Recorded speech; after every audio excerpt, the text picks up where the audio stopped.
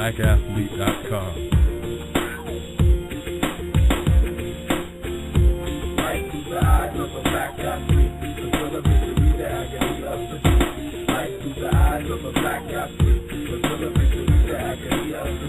Now we got the spirit that can never give in, with a heart that pumps stronger than 10 average men. It's something within, I was born to win. You can't hold me down, I'm a black champion. We had to fight for equal rights, on and off the court, and at the turn of the century, dominated sports for the love of the game. Endured the pain and fought through segregation, had to make a change. Jackie Robinson, first black man to get a deal in the major league, knocking home runs out the field. Led the whole lead in RBIs and steals in his first year, MVP Rookie of the Year. Hank Aaron, Willie Mays, and Minnie Minosa paved the way for Reggie Jackson, Ken Griffey, and Sammy Sosa. Half of all MVPs in the history of baseball's been black athletes. That's why we excel in all our feats, cause we so deep, mentally, physically, and spiritually. So all I wanna do is thank my God. We work so hard, came so far, black athletes, superstars. The eyes of a black athlete, the thrill of victory, the agony of defeat. Right through the eyes of a black athlete, the thrill of victory, the agony of defeat. Right through the eyes of a black athlete, the thrill of victory, the agony of defeat.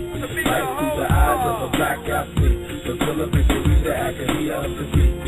Now, basketball is my favorite of all sports, cause there's so many black athletes that ever blessed the court. Wilt Chamberlain must be the most famous, scored 100 points in a game, and no one to do the same as Elgin Baylor, Bill Russell, and Connie Hawkins, who's the best to play the sport, Dr. J or Michael Jordan. Played above the rim when they scored, hung in the air when they soared, made moves like never before. So all my black athletes, entrepreneurs, you open up the doors, you deserve a round of applause. The pigskin, the gridiron, where bodies be colliding, and the men must be made of iron. Where would football be without the great Jim Brown? Walter Payton, breaking tackles and running for touchdowns. So if you ever had to stop him, it'll be crushing, because he still holds the records for the most yards rushing. Smooth with quick moves like dancers. Emmitt Smith, Tyrell Davis, and the great Barry Sanders. All I want to do is thank my God, who worked so hard, came so far, black athlete, superstar. The eyes of a black athlete, the thrill of victory, the agony of defeat. Right through the eyes of a black athlete, the thrill of victory, the agony of defeat. Right through the eyes of a black athlete, the thrill of victory, the agony of defeat. Right through the eyes of a black athlete, the thrill of victory, the agony of defeat. Jack Johnson, a heavyweight champion in 1910, fought the best of American men. And the fight of the century took place on Independence Day, and the purse was 100 G's to pay. The most eagerly awaited event in American history, Jack Johnson versus Jim Jeffries. Nothing Frederick Douglass ever did, nothing Booker T ever did, shocked the world like this did. The great white hope came tumbling down, beaten and bruised and knocked out in the 15th round. Muhammad Ali, the greatest heavyweight champion of all time, at least he was in his mind. He gained the heavyweight championship a record 3 times and successfully defended it 19 times. The third youngest, the third oldest heavyweight champion. His career spanned the 7 presidents. The eyes of a black athlete, the thrill of victory, the agony of defeat. Right through the eyes of a black athlete, the thrill of victory, the agony of defeat. Right through the eyes of a black athlete, the thrill of victory, the agony of defeat. Right through the eyes of a black athlete, the thrill of victory, the agony of defeat.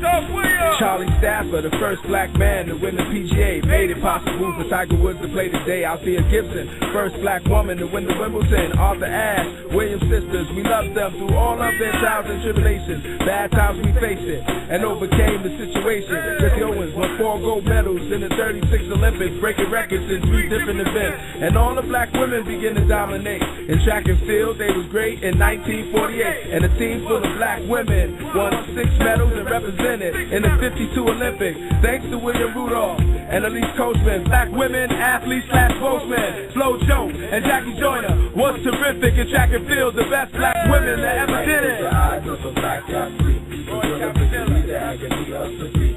Right through the eyes of a black athlete, the thrill of victory, the agony of defeat.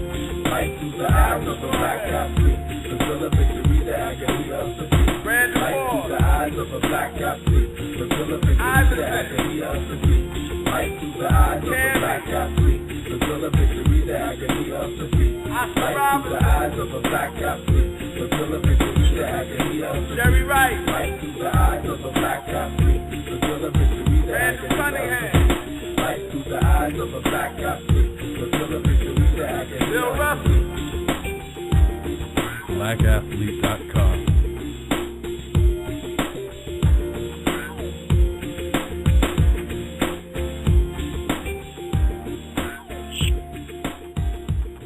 blackathletes.com.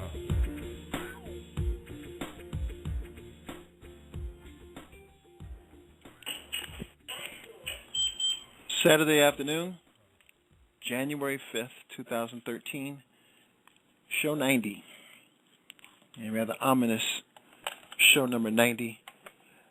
Welcome to another edition of Sultry Radio on the Raw. I'm your host, Michael Lewis Ingram, DJ Hunnycomb, welcoming you all today with a heavy heart, mixed blessings as we are all here, and you know that once you're awake, you're already ahead on the day.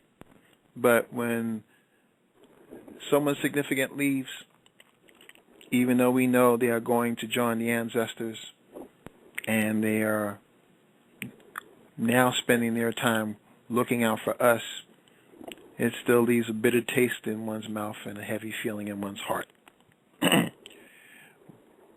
Sultry Radio and Raw, sponsored by our friends in Richmond, Virginia at WCLM 1450 AM.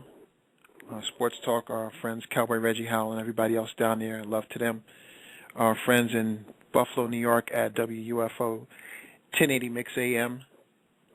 Pat Freeman, the mighty Oba and company, handling business up there. We love and respect them. And our colleague Anthony Johnson, he is on every Thursday night at 9 p.m.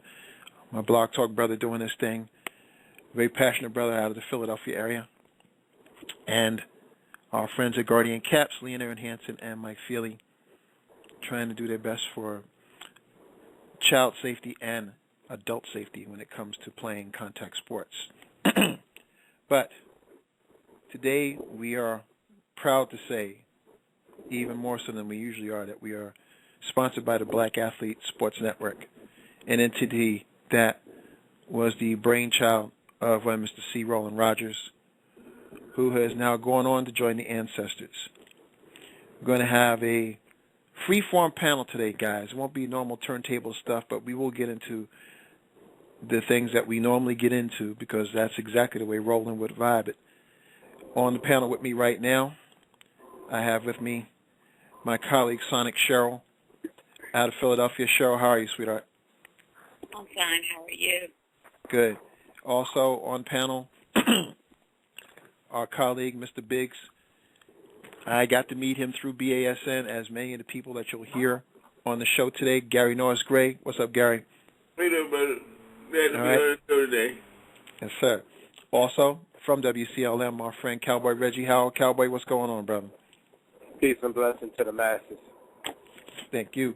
And also from North Kakalaki, he is the CEO of Black Heritage Review, the author of an awesome book, the Black College Sports Encyclopedia. He is our friend and the professor, Fred Whitted. Fred, how you doing today? Doing great. How are you doing? Happy New Year to all those. Happy New Year already. Yes, sir. Now, as stated earlier, Roland Rogers, CEO of the Black Athlete Sports Network, passed away in Poland a couple nights ago, leaving behind his wife, Daga, and a beautiful baby who will be 5 years old in 2 weeks. You know, we always talk about how time and how precious it is, but I want to talk more about how one person changes or one event changes so many things. I think everybody has seen or is familiar with the movie or the book 6 Degrees of Separation. It was also a Broadway play. And how one person spiraled out and affected so many different lives. I was working in Canada when I first heard of the Black Athlete Sports Network, ironically through a gentleman who was a columnist for a New York newspaper. I was covering a Super Bowl, and he told me about these folks. Now, he didn't have the actual name of the group per se on his lips, but as more information got around, as we do sometimes among journalists, it popped up, and next thing I know, I'm connecting with these guys. But it wasn't even through him where the real core of where it is came in. Now, before I get into anything heavy, I want to divert to my colleague Gary, because Gary, I've had the pleasure and respect and fun of working with you all these years, but you said something that was really profound before we went on the air. I mean, never mind the fact that we wouldn't have known each other or had the chance to meet each other unless it was through BASN, but tell us how you got to join BASN and how your connection was forged with Roland. Well, it happened about 10 years ago. I was writing for a company in Oakland. It was a very small company in Oakland, and I kept giving articles to Roland. They read it. And Roland kept putting it online. And then, well, why don't you come on network? I said, no, I can't. I'm not good radio. He said, come on, man, do radio. So what's the Roland? I would have met all the people of BASN. And when it happened, I wanted to take the steps to go on radio at all. Mm-hmm. Well, I can tell you this. The power one person has to change things really was evident in Roland. And I guess we really won't feel the true impact of that until everybody throws something in the pot on what it's like now that he's gone. Fred, you're an archivist and an historian. You know, your book, well done book, by the way, chronicles so much important information. When you see someone like this leave, and we all grew up reading the black newspapers wherever we were. I mean, we grew up reading everything in sight. But it wasn't until we heard the black perspective on it that we realized, okay, there's another way of looking at this, even if we didn't feel that way prior to.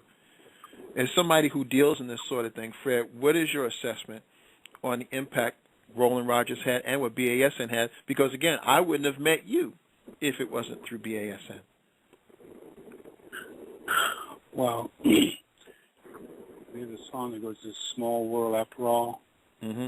I think it sort of crystallizes a lot of things because, you know, who knows?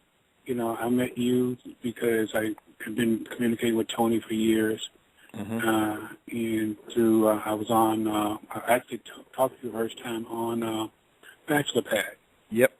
But, you know, go back 40, 50, 60 years to all those people like Bill Nunn, Sr., Sam Lacey, you know, who took the time, as Coach Mack used to say, took a few minutes to write some stuff down, so now we have a record.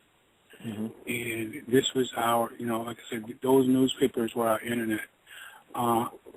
Unfortunately, I didn't, I wrote several things that Tony got on BSN and so forth, and I didn't follow up like I probably should. I know I should have. But, you know, when you lose someone like this who spearheaded the effort, you start recognizing the magnitude of what was out there and what their impact is. And you have a lot of people who look at it and make the comparison, well, it's not the Wall Street Journal, it's not the New York Times. No, but Wall Street Journal and New York Times don't cover black college sports, don't cover the black athletes in a positive manner. So, you know, not on a regular basis. So, you know, now we'll start seeing just what he had. You'll start understanding truly what this gentleman meant to the media, what this gentleman meant to us as a people, and it's part of the whole chronicling our heritage of from where we've been and pointing us where we can go by showing us the potential we have in us. You know, God put people like that in our paths and connect us. You know, even no matter how feet we may have been. You know, certain aspects of that is up to us to follow up on. And I think people like you and Gary and Tony and some of the others followed up, can contribute it on a regular basis. And, you know, he became the conduit for a lot of what we know about us today. BASN, for those who really don't know, is a news agency. And in that regard, we have done and still do all the things that the CNNs and MSNBCs and all the others do, obviously in a bit more crystallized form of being significant to our community per se. But make no bones about it, we operate under the same aegis. When you do that, you have reporters who report, who ask the proper questions, and who make proper speculations on what those other points are, because they can follow up with facts and not just drag stuff out of the woodwork to form gotcha moments of look at me for 5 seconds, but there's all style and no substance. Having correspondents out there right at the heart of things is an important part of what a news agency is supposed to do. And Cheryl, as one of the new people to come within our fold, albeit through our radio show, Cheryl was important in letting us know what was going on the streets with the Obama campaign during the second campaign and the eventual re-election.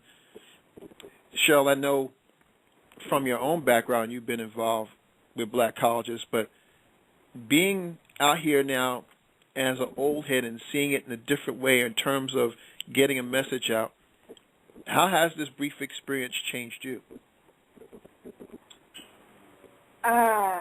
Well, my daughter graduated from my alma mater, Lincoln University, which I can commend the president that they had. He took all that federal money and he invested it back in the school and our kids. Classes are small. My daughter graduated, cum laude. She got a great education from a small black university that is slowly moving up the scales of, I think it's going to be a couple of years, they'll probably be an Ivy League school because the kids that are coming out of there are great. The politics was hard, but I was very proud of all the young men and young women that came out and voted because they realized just how important it was. So all my work didn't go in vain. It's a tough year, and we still got to battle these Republicans because they're really trying to slice him at the throat. And they elected Boehner back in by the skin of his teeth. So they really put him back in as Speaker of the House. It's just so much things going on in the world. We got China trying to flex itself. He got to go over there and get down with China. It's sometimes, I don't know. It's just so much going on. We've got violence in our city, black-on-black crime, young men killing each other at a rapid age for nothing. Gangs that are nothing but predators to the weak in their community. You know, it is sometimes mind-boggling. I have to sit down. You've got these guns out here that the NRA has all this power, but now they're mowing down babies. What you gonna do about that? Some days I could wake up and just cry at all the stuff that's going on in the world. But I try to keep positive attitude. I have a child in that world. Most definitely. And I try to do as much as I can to give back. You know, even though I'm battling leukemia, I try to do what I can. And, you know, if more people put out there more positive and did more positive things, especially among us as African Americans, we could accomplish so much more. So much. And we don't. It's me, I, self. Where's the love? The template that was set by Roland in getting feedback from all parts of the country, and when I mean all parts, I mean all parts. We have people who represent BASN who have contributed information from sea to shining sea, literally. And Reggie, as I want to get you in here, you said something that I thought really made me smile, and that was regarding, you know, legitimacy. It's like we don't need someone else to agree with us to legitimize what it is that we do. And Reggie, I give the floor to you as you talk about your experience through BASN. Well, Well, first of all, again, thank you for allowing me to be on this panel. And you know, Mike, wow, man, I don't want y'all to take up too much time, but I think take your time. I can always say that I can always say from this perspective, I'm a heavyweight. And I say that because it was almost 12 years ago that when it was in our baby stages of sports talk, that I had to go out and get some kind of legitimacy to qualify my show in my hometown. Mm-hmm. I wasn't even respecting in my hometown. I had to go outside. So searching through the internet and everything, I ran across blackathletes.com. And I read Tony McLean's column. And I called Tony, sent him an email, and said, hey, Tony, I said, hey, I got a show and everything. I'd like for you to come on. I mean, within seconds, he hit me back. We exchanged phone numbers. And when Tony McLean came on, that gave me credibility. Now, again, Mike, you know, we're going to keep it real. I'm going to tell the journey. And we had names of the past. When Greg Moore, I mean, just go ahead. Greg Moore was on ESPN and JT the Brick. It was under blackathletes.com on the national level. We disagree with a whole lot, but still, we got to give the boy credit, you know. He was on, matter of fact, ESPN Sunday show, getting them perspectives. Again, it said Greg Moore, blackathletes.com. Those kind of things when Negroes out there use sports as a vessel, as a ransom to get away from life. And then I had the ultimate meet of Mr. Harold Bell. Now, I know Dr. Witt knows Harold, and Harold's an interesting fellow, but meeting Harold, I was able to get Earl Lord, the first black NBA player on my show. I was able to get Sonny Hill, the late, great Johnny Samples, the late, great Bert Sugar. We talking about Jim Brown. We talking about, I mean, who's who, Charlie Neal. I mean, people I dreamt about, and now they're on my show. And, you know, Negroes in Richmond are losing their freaking minds like, we cannot believe you get these heavyweights on your show. Why? Because we network. And the ultimate smile that made me smile was when some guy named Tony McLean and Mike Lewis Ingram came down on the train and met L.A. You know, come on, you know how it went down. I had my car at the train station, and we all hauled in the car and went in. And the Bachelor Pad was live on 1450 FM radio for a brief period of time, but still, it was there. And all of us were there in the studio, met face-to-face. After that, brother, we went out and had pizza, Buffalo Wild Wings, and had a ball. Did all this in one day. You remember that, brother? I was exhausted. It was a wonderful day. It truly was. You know, it really was. I mean, and again, see, that was the network. And from there, some guy named Gary Gray, he's in the back door, and that's good to hear in Richmond. My man, Big T, and that travel that we moved on, again, some 14 years later, Sports Talk, I brought the heavyweights in, blackathletes.com and Black Athletes Network, and I told Roland I was mad at him because I did the show, and I said, man, where my hat? Where my jacket? But I'll pay you for it, man. Come on. Right, I will pay you for it, you know. And he wanted to go ahead and use my show on his show, but, you know, I can tell him, my show belongs to, you know, Mr. Brown. You got to call to him.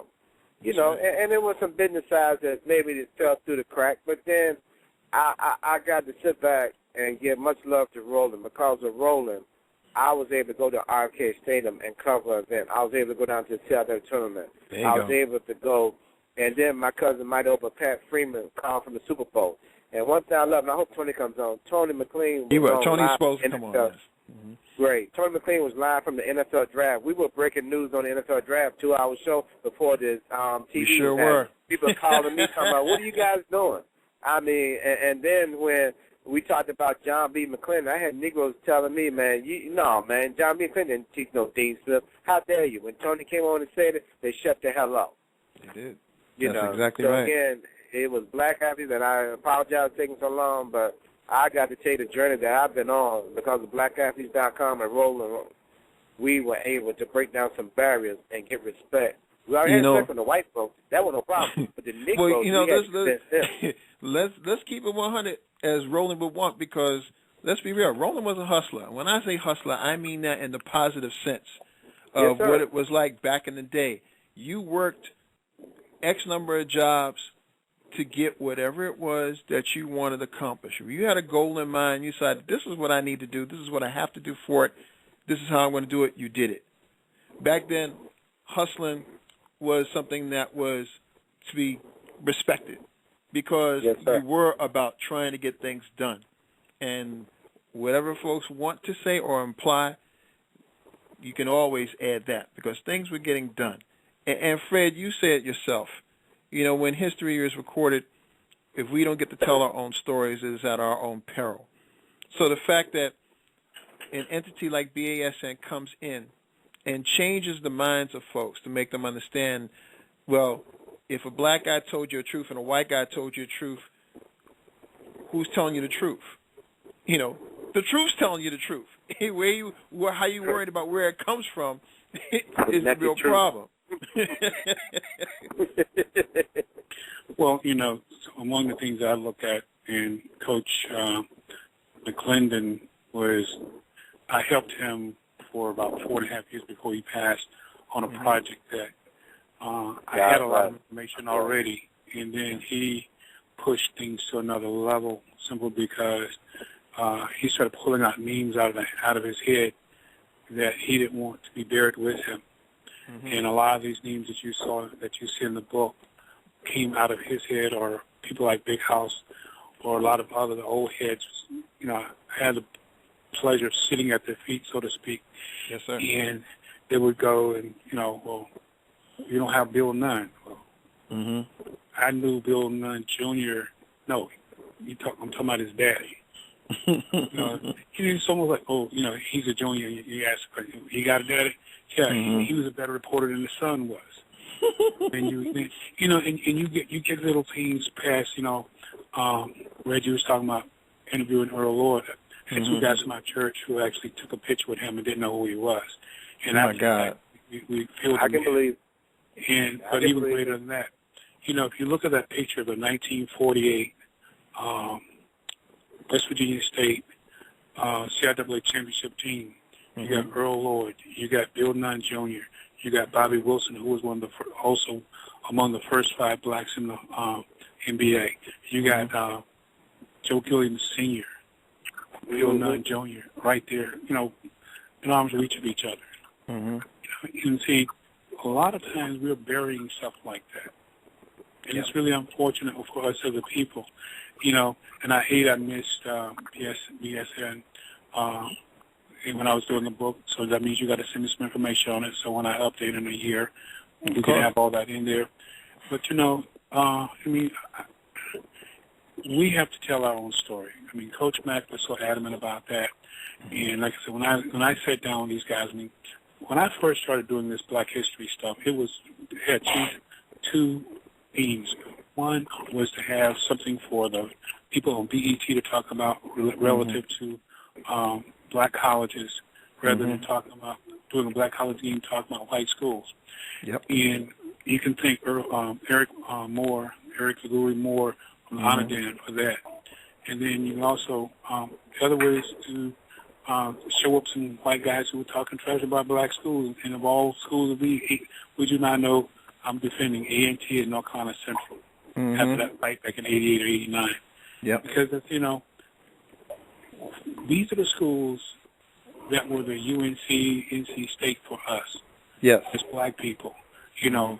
And it extends, say, on to Virginia State Union, right on up Hampton. You know, Hampton, Howard, Morehouse, that was our Abbey League. Xavier and schools like that. You know, and even to today, the numbers just came out again. Xavier, little bitty Xavier down in New Orleans. The kids had to hide in the attic of the building to keep from drowning during the hurricane. Little bitty Xavier is still producing more doctors than any school, starting at Notre Dame, all the Ivy League, you name it. Little bitty Xavier. Yes, indeedy. Who just moved out of the barn. He's producing more doctors and pharmacists and medical professionals than any school in the nation. Well, I can tell you somebody who produced a lot of good reporting because he was able to steer and instruct folks on what really needs to be in an article, and what really needs to be presented is my colleague who's on the line now. He was my colleague as editor-in-chief when I came in 2006 to the fold. Everybody knows him here. If you do not know him, Tony McClain, T-Mac, is in the house. And Tony, thank you for taking the time. He's co-host of The Bachelor Pad and was BASN's main man for all the time that I was in the organization until Tony moved on. And Tony, good afternoon, brother. Hey, guys. Thanks for having me. I appreciate it. Wish it was on under better terms. Sure. No, sure about that, brother. I want to defer to Tony because Tony has more intimate knowledge of this than I do. And, Tony, please give everybody a sense of what Roland was about in terms of how he wanted to set up BASN and what his dreams were about, what he wanted BASN to become. Well, in many ways, it's a lot like what Fred talked about with Onadan, except, he wanted to give sports from basically a black sports fan's point of view. One of the things we always tried to do was, I always told folks, when people asked me about BASN, I always said, we're the black ESPN. We wanted to look at things that not the ways that mainstream media did at the time. I was actually still at the Mouse at the time when I started working at BASN, and I know myself and a lot of other people were just frustrated with, mainstream media and their depiction and most importantly, their lack of direction in regards to black athletes. One of the things I've always said, and I'm sure Fred will agree because he's been in the HBCU thing for so long, the black athlete is the most innovative and the most imitated being in the history in the world of sports. Baseball is not the national pastime without Jackie Robinson. Basketball isn't as popular as it is without guys like Coach McClendon and guys like Earl Monroe and other greats that made it what it is. Same thing with football. Football would not be the sport it is without the Jim Browns and the Adrian Petersons of the world. Even with hockey, hockey would not be as big without the Grant Fuhrs of the world, so on and so on. And the thing is, we came around at a time when you saw the changeover. You saw the Tiger Woods dominating on the golf range. You saw the Williams sisters at the height of their career, and not to mention the Shanny Davises, Lewis Hamiltons, in racing, and so on and so on. And one of the things I tried to institute when I was there, not only the HBCUs, but those long gone pioneers. We've always been told as a people that we've never really contributed to the populace. We all know that that's a lie, and especially in the sports world. For every Debbie Thomas, there's a Mabel Fairbanks from back in the day who was a black skater that led the fight. For every Carl Lewis, there was a Stuart Hubbard. There was a Ed Temple from Tennessee State and his Lady Tinkerbells, who one just happened to be a woman by the name of Wilma Rudolph. I know her. So, yeah, exactly. and see, that's the thing. Well, yeah, one of the things we always pride ourselves on, when people went to the site, I always wanted somebody to come away and say, I didn't know that, or I didn't think of it in that certain way. And that's the thing we still try to do, and that's one of the things I still try to do at any venue that I was in. When I left BASN, it was under great terms. But the thing is, the vision that Roland wanted was to see the black athlete given his due. The thing is, we do black sports 24/7, and the thing is, we're not just around in February. Now, yeah, we would get some extra hits in February because of Black History Month, but as Mike and all the other writers who have come and gone before, we did Black sports history 365, 24/7. We didn't just do it just in February, and that was the vision with Roland. And you know, the thing is, Roland's strength and Roland's weakness was that he was a visionary. He was. We were talking the other night, and I'm always reminded of that line in John Lennon's song Imagine. You know, you may say I'm a dreamer, but I'm not the only one. But that's the thing with Roland. His ambitions sometimes got a little ahead of ourselves. I'll relay the story, and I know Mike will remember this. Soul Tree Radio, as you know, is not the first show that Mike and BASN has been a part of. If you remember, we tried to do BASN Radio way back in the day. He wanted this to be a 24/7 sort of thing, sort of like the Fan. And one of the early shows was a show called Sports MCs with Mike and a couple of other former BASN Wendell colleagues. Simpson and Chris Murray. Mm-hmm. Yeah, and you know, that was one of the original shows for then BASN Radio. Of course, the Bachelor Pad, the Gray Leopard Cove with Gary, Norris Gray, and even they were even silly enough to give me a 2-hour show on the weekends at one point as well. But the thing was, you know, he wanted to make it 24/7, and you know, I was telling him, I said, Roland, remember, we got a small staff. This is, you know, we're not the Fan, we're not ESPN. You know, we got a real small staff. You know, and we all have our, you know, outside jobs and everything else. But, you know, he wanted to see it through. He even talked about doing it on the TV level, if you remember too, Mike. And I remember that. We all remember those organizational meetings that we would have where we would talk for like seeming to be 2-3 hours. Half of it was lamenting our own teams, and then the other part of it was you know, trying to implement things and try to improve upon the site.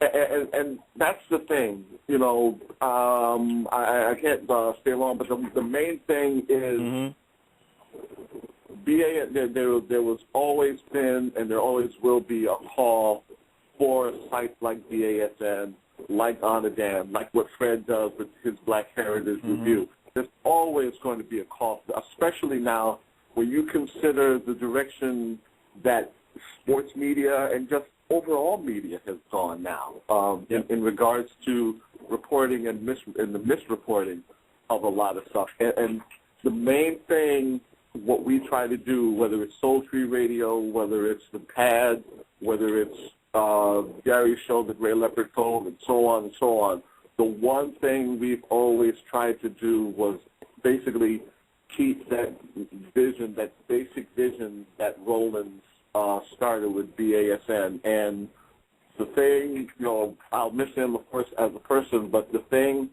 I always have indebted him for was that he trusted me to, you know, give the site its look, to give the site its feel. But most importantly, I cherish the friendships and the relationships I've made along the way, of course, with you guys as well and other family. I could go on all day and name all the reporters, but it wouldn't be fair to the ones that I wouldn't get a chance to mention.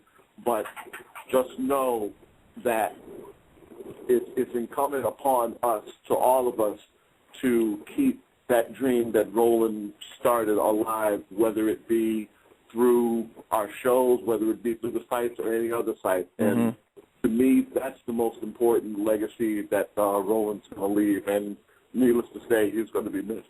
Tony, I know you're pressed for time, but it's important, I think everybody understand, as an editor, your rules regarding getting information out, because there is a large responsibility with handling information like that and making sure nothing comes back to smack us in the ass.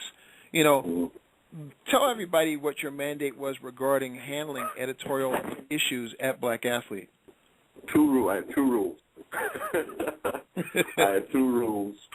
Literally, the one thing I always tried to do was play to folks' strengths. If you were a hockey person, I wasn't going to have you write about tennis. If you were a football person, I wasn't going to have you write about bocce. I wanted to play to your strengths because I felt if I played to your strengths, I would get the best out of you. But the most important thing, especially with us, was being accurate. You know, because we were a black organization, let's be honest, people were would be looking to, if we messed up or had wrong information or what have you, you know, so, and they would be dancing on our grave if we made a mistake. My whole thing was, hey, if you spell cat with 2 T's, that's on me. But if you try to tell me that David Stern's the commissioner of the NFL, we got a problem.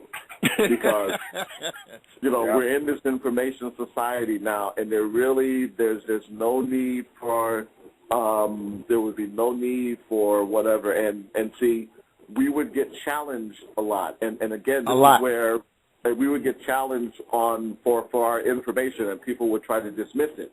And, you know, the thing I've always told folks is, you know, we have access to the same internet that pretty much everybody else does. We may have a little bit more access than others, but there's so many times, and I'm sure you've heard it on Mike's show and you'll hear it on any of our shows, you ain't got to believe a word we say.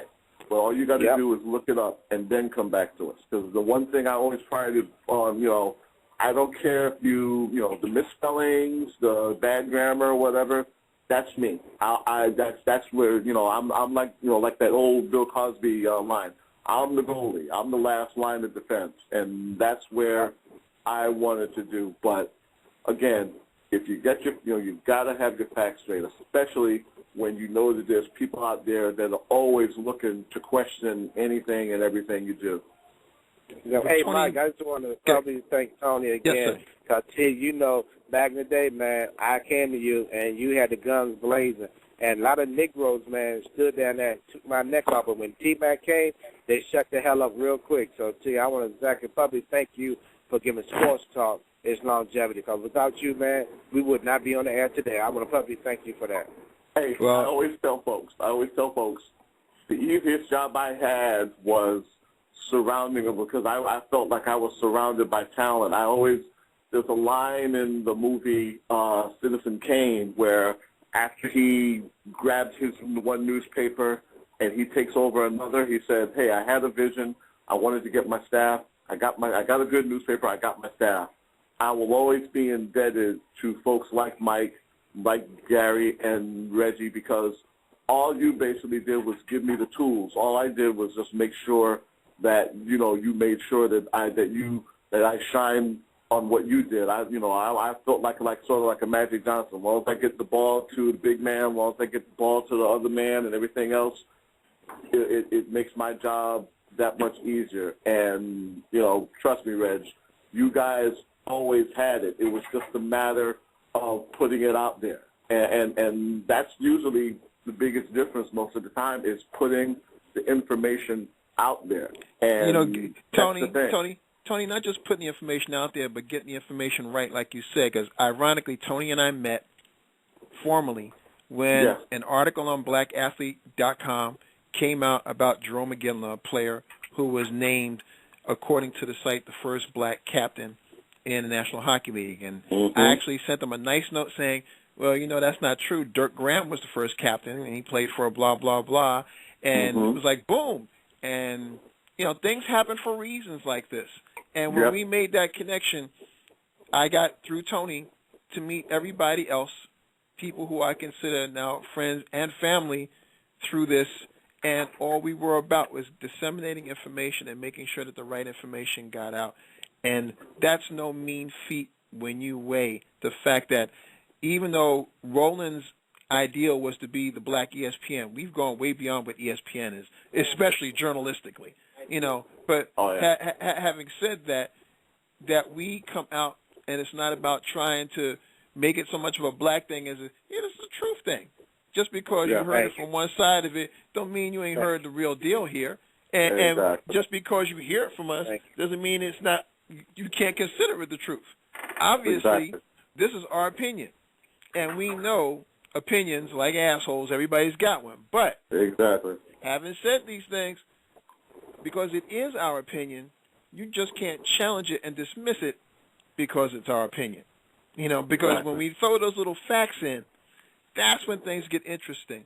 And that's what the thing that was so impressive and so important about what Black Athlete offered with its columnists, with its reporters, whether it was the most mundane factual stuff to being able to speculate by writing a column and expressing yourself. Everybody at BASN was armed to the teeth to do just that. And to be polite about that, we kicked a lot of ass in that offing. Go ahead, Gary.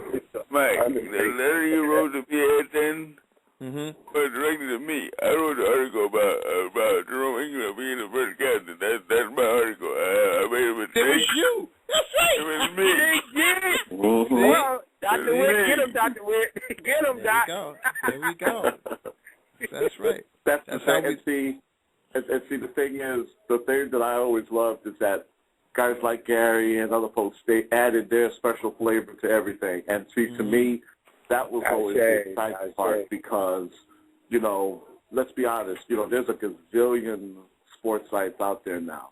But like I said, one of the things I always prided myself on in regard to BASN and everything like that was we always wanted, and whether it be through an email or just we always wanted to make somebody feel like, I didn't know that, or I didn't think. And to me, that's the biggest compliment we could get because, so many of these sites, so many of these different sites offer so many different things. And we knew that. But the thing is, we did not want to be cookie cutter. We did not just want to be just another same old site.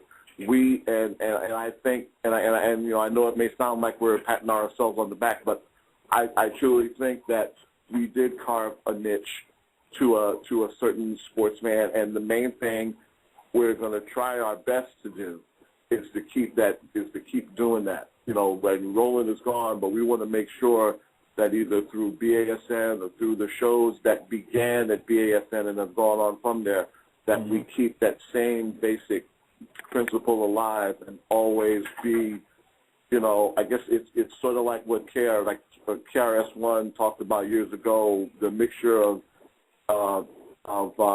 education and entertainment, like entertainment, and that's the one thing we try to do, but we do it with an eye toward a black sports audience. Now, again, it's not like we don't shun a white audience because, quite frankly, I think we get a lot of we always got a lot of white response. And see, the thing to me, which was always sort of funny, was that they would sort of begrudgingly admit that, I go, but, I really well, they spent enough really time listening to us. They had to admit something.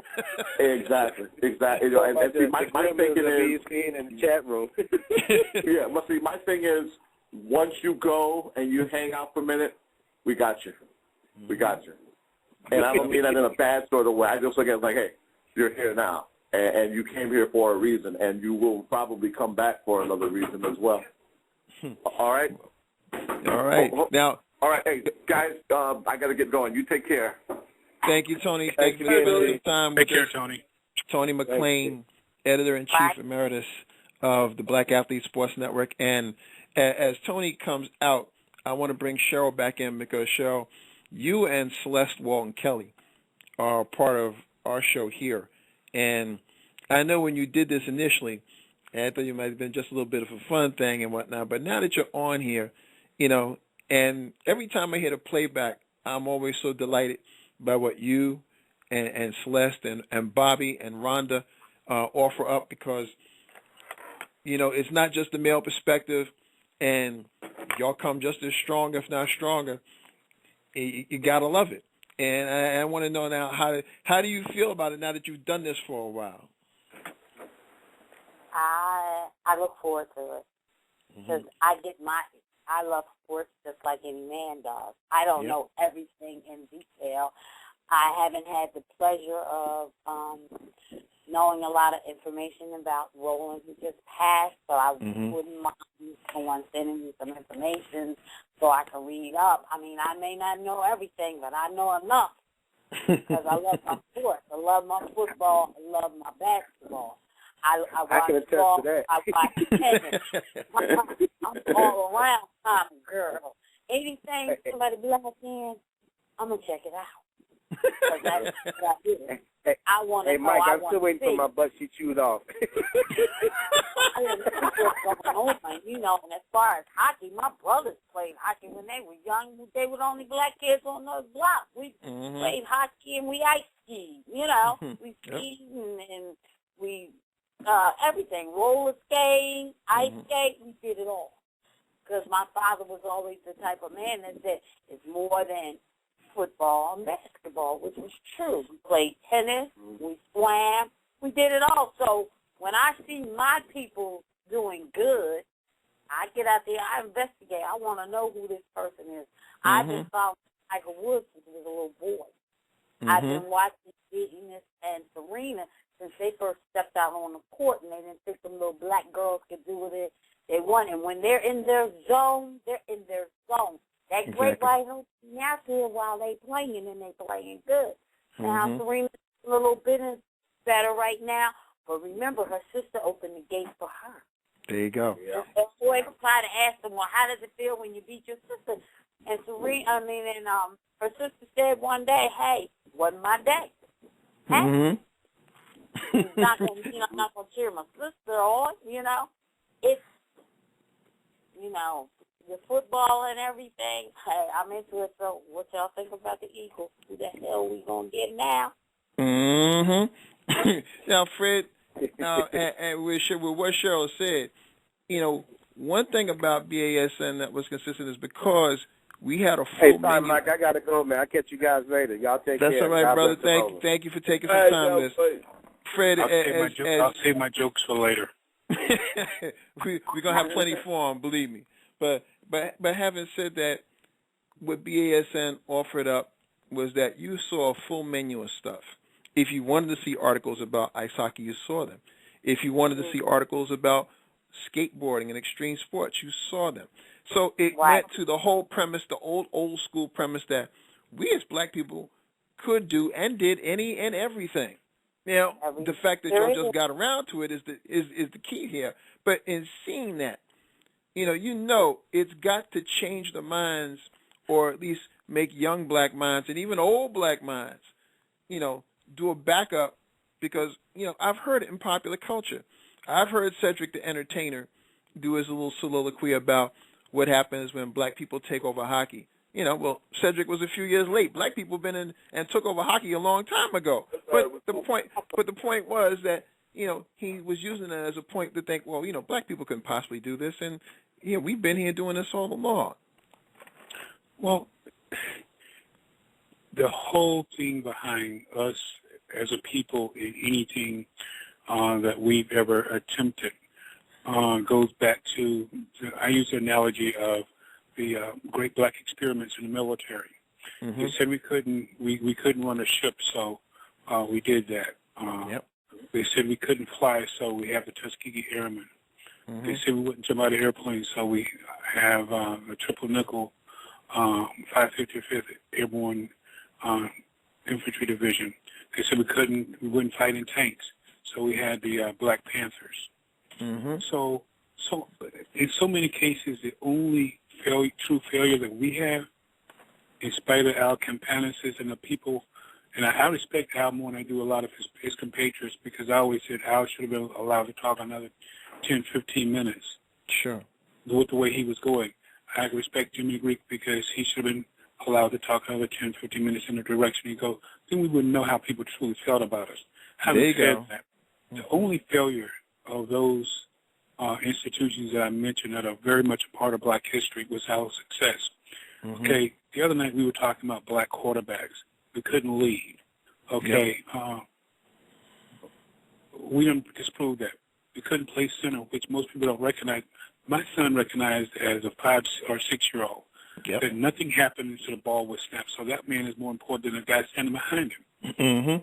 Because in his young mind, you can move anybody back there. There's a guy back there on his knees. You know, he didn't know enough about football to know that was a guy that was, you know, long snapper and all. He knows exactly. But even at 5, 6 years old, he recognized that there was something important about what that man did. We couldn't play middle linebacker. Reggie's homeboy started the landslide. Willie Lanier. Mm-hmm. And so, we've proven over and over, and now we got to, and we prove to others. I think we got to prove to ourselves that we not only can do these things, that we have done these things. I've already gotten some comments from people about the Sports Encyclopedia, and like I say, it came hot off the press just before Christmas. I mailed out the ones that people had ordered. I mailed out yours and mailed the ones to Gary and a few others, and I just picked up some more last night. But when I look at that, I said, now, why did this begin? Several articles and several things in there came from stuff that I wrote for the for BSN, because there's an article in there, who really built Florida football. Mm-hmm. Now, we talk a whole lot of stuff about Miami. We talk about Florida State, and all them other Hunnycomb Lately schools down there. But you go back and look, who produced the first All-Americans in Florida? Mm-hmm. FAMU. Look at who, where did blood, sweat, and tears, where did hostile and mobile and all that kind of stuff. That's right. Jake Gaither and Bill, this was Jake Gaither and Bill Bell. Mm-hmm. 70 years ago, back in the mid-30s. This is when that started.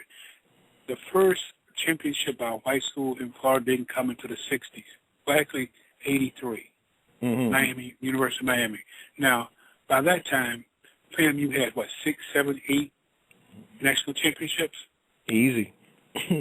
Yep. And see, like I said, we got to prove, these are things we got to prove to ourselves. And most of us don't know enough of our heritage to know what our inheritance is. People like Roland, Tony, what you're doing, Eric Moore had HBCUs online in the 90s before most of them, 80s and 90s, before they got online themselves.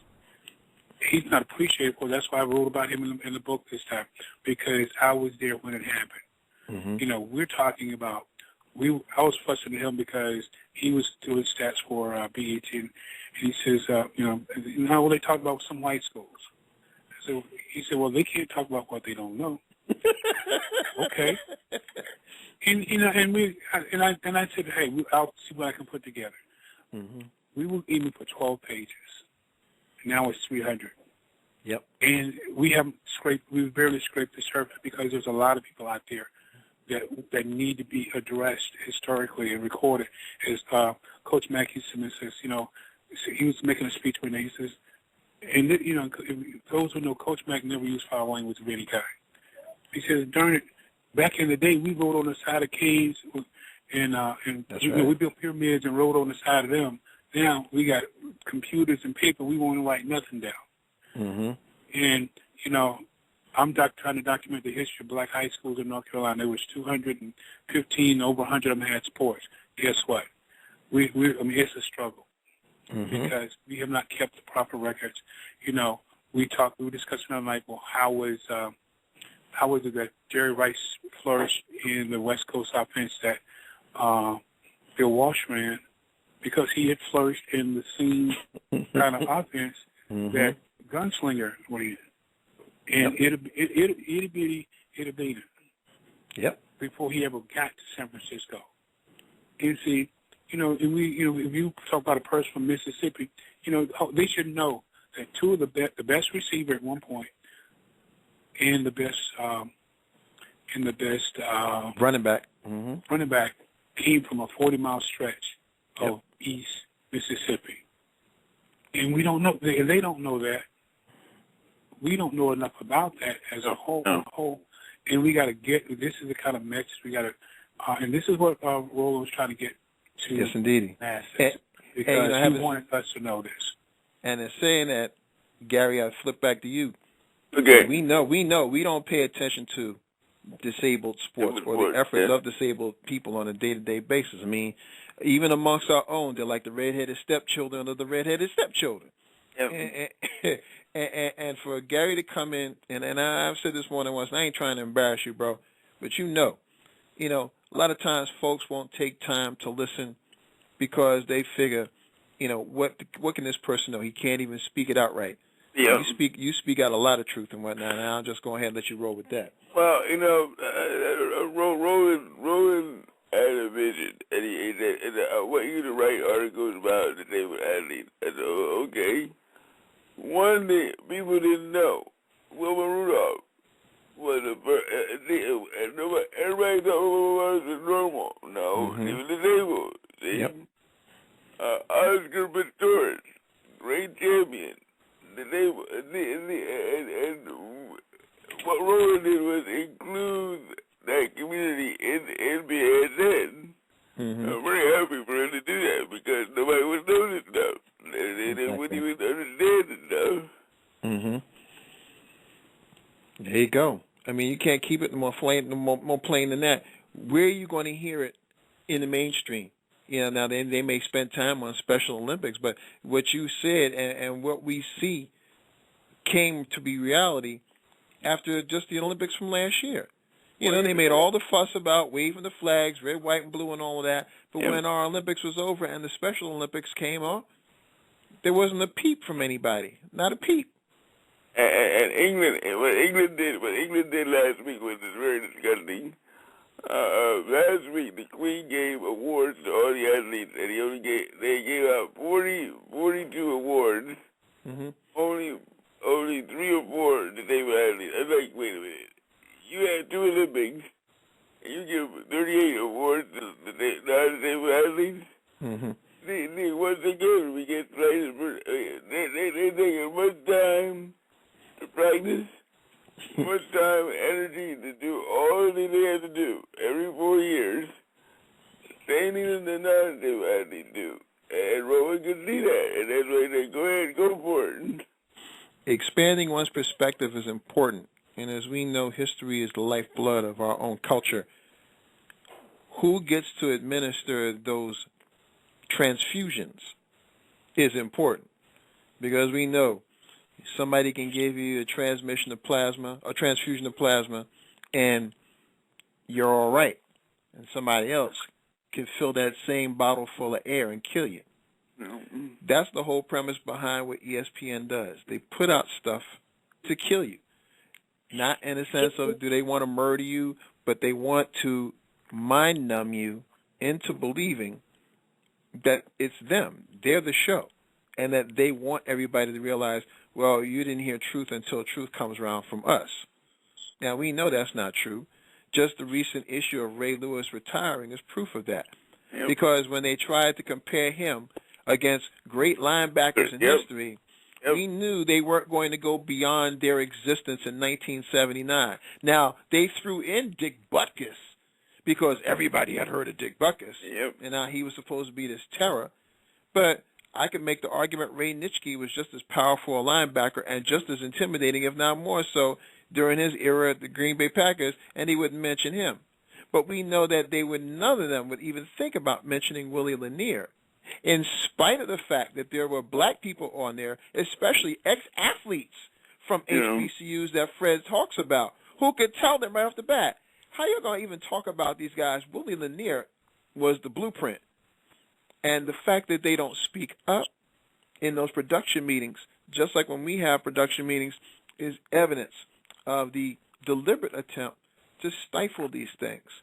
And these are things that Roland made sure were encouraged and put out on Front Street. And everybody could judge for themselves. But at least the information is out there.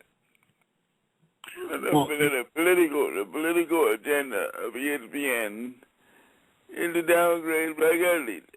They'll build you up to take you down. They did it with Tiger Woods. Oh, Tiger Woods, the greatest athlete in the world. Yeah, what happened? They throw him down like quick as they can get. They throw him down.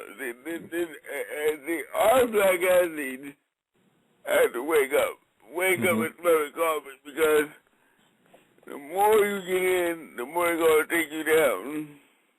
Fred, you were going to say? No, 2 things. One thing that I always... I'm going to have to sign off. I'm not feeling too good. I took my medicine. No problem, sweetheart. All right, sweetie. All right. Listen, take care. Have a good weekend. Hey, man. one of the things I always tell people, especially young people, is, if you've ever wondered if there's a God, the thing you got to know that He can heal you of anything. I say, everybody talk about Wilma Rudolph and how she was the greatest, this, that, and that. I said, now, the thing you got to know about Wilma Rudolph was at 9 years old, she had braces on her legs. Mm-hmm. She couldn't play basketball like she wanted to with her brothers in the backyard, so she took them off. Mm-hmm. 7 years later, she's winning. She's on a medal-winning team in the Olympics, between 9 and 16. So that was a start. And the other thing, I don't have a lot of ESPN experience. I've done projects and, several projects with them and some of their producers and all those kind of things, supplying information with that. And basically, I don't even do that anymore because they don't care about HBCUs to begin with. It's okay to trot us out for Black History Month, and that's cool with them. But beyond that, it's like, okay, and I see the irony I see there is, I look on the pregame NFL shows. You got Shannon Sharp, who's from Savannah State, and you got Strahan, who's from Texas Southern. And I said, now, two guys that are fairly articulate most of the time, and seem to be on point on a lot of things. They're chosen to do certain things. I have no problem with that. But see, you go to ESPN.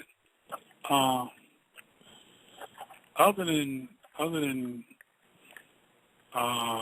Stephen A., I don't know anybody there from HBCU. I'm sorry, because I don't watch enough of it. On the radio, I don't listen to enough of it because I figured out real quick. It's about how loud, how fast, and how much you can say in X number of seconds. Exactly. It can be the most putrid stuff. It could be this total nonsense. They don't care because what they care about is filling time with and the more nonsense, the better. That's and you call it right. mind-numbing.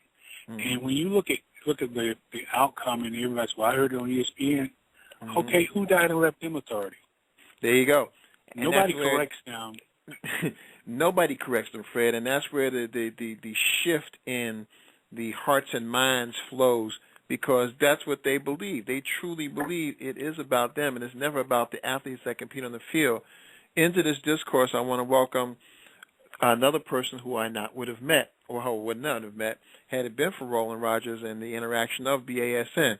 She's an extreme sports specialist, a surfer, and acknowledged Class A. Is it Class 1 or Class A judge, Rhonda? I want to make sure I have it correct. Class 1. Class 1 judge. And, well, she's our own queen of extreme. I love her as my sister, Rhonda Harper. Rhonda, thank you for jumping on and paying some respect to Roland this afternoon. Oh, it's my pleasure. That was yesterday. For me, I don't know. There's probably not one person in this country, I'm going to get teared up right now, that will appreciate Roland as much as I did. I was in a field where there's no one reporting. Sal Masakela has been an extreme sportscaster for the last 20 years with the X Games and all the things that he does. He does the Do Tour. And not once have I ever seen him say anything about black surfing or blacks in action sports. Not one time. And he's had 20 years to do it. And he hasn't. Even went to ESPN now, and he still hasn't said, well, now he has since I came out. Now all of a sudden he's black. But, and I love Sal. I love Sal, but there's a lot that he could have done. There's no other person I can appreciate on this planet more than I could Roland Rogers, because I sent a press release to Roland about Nicholas Gabaldon, who was a black surfer who would have been with the elite group of surfers that started surfing the way it is right now today. And they were all friends. And Nick died right before these guys got to take that trek, like months before these guys went to go over to Hawaii to make these big names out of themselves. And I sent a press release to Roland, and I think it was 2004, and I got the response I got. I didn't think you sent a press release out. And that was the first press release I'd ever sent out. And I said that, you don't think people are going to respond. And Roland responded, and he said, have you ever thought about writing? And I was a writer when I was like 15. I wrote a little novel when I was like 15, how little kids write little novels. That was about it. I never even thought about becoming a writer or even pushing the sport further than that press release. And when Roland asked that question, I had to think about it, and I said, well, nobody else is doing it. Let me think about it. He called me. We talked, him and Tony McClain. I remember having that conversation.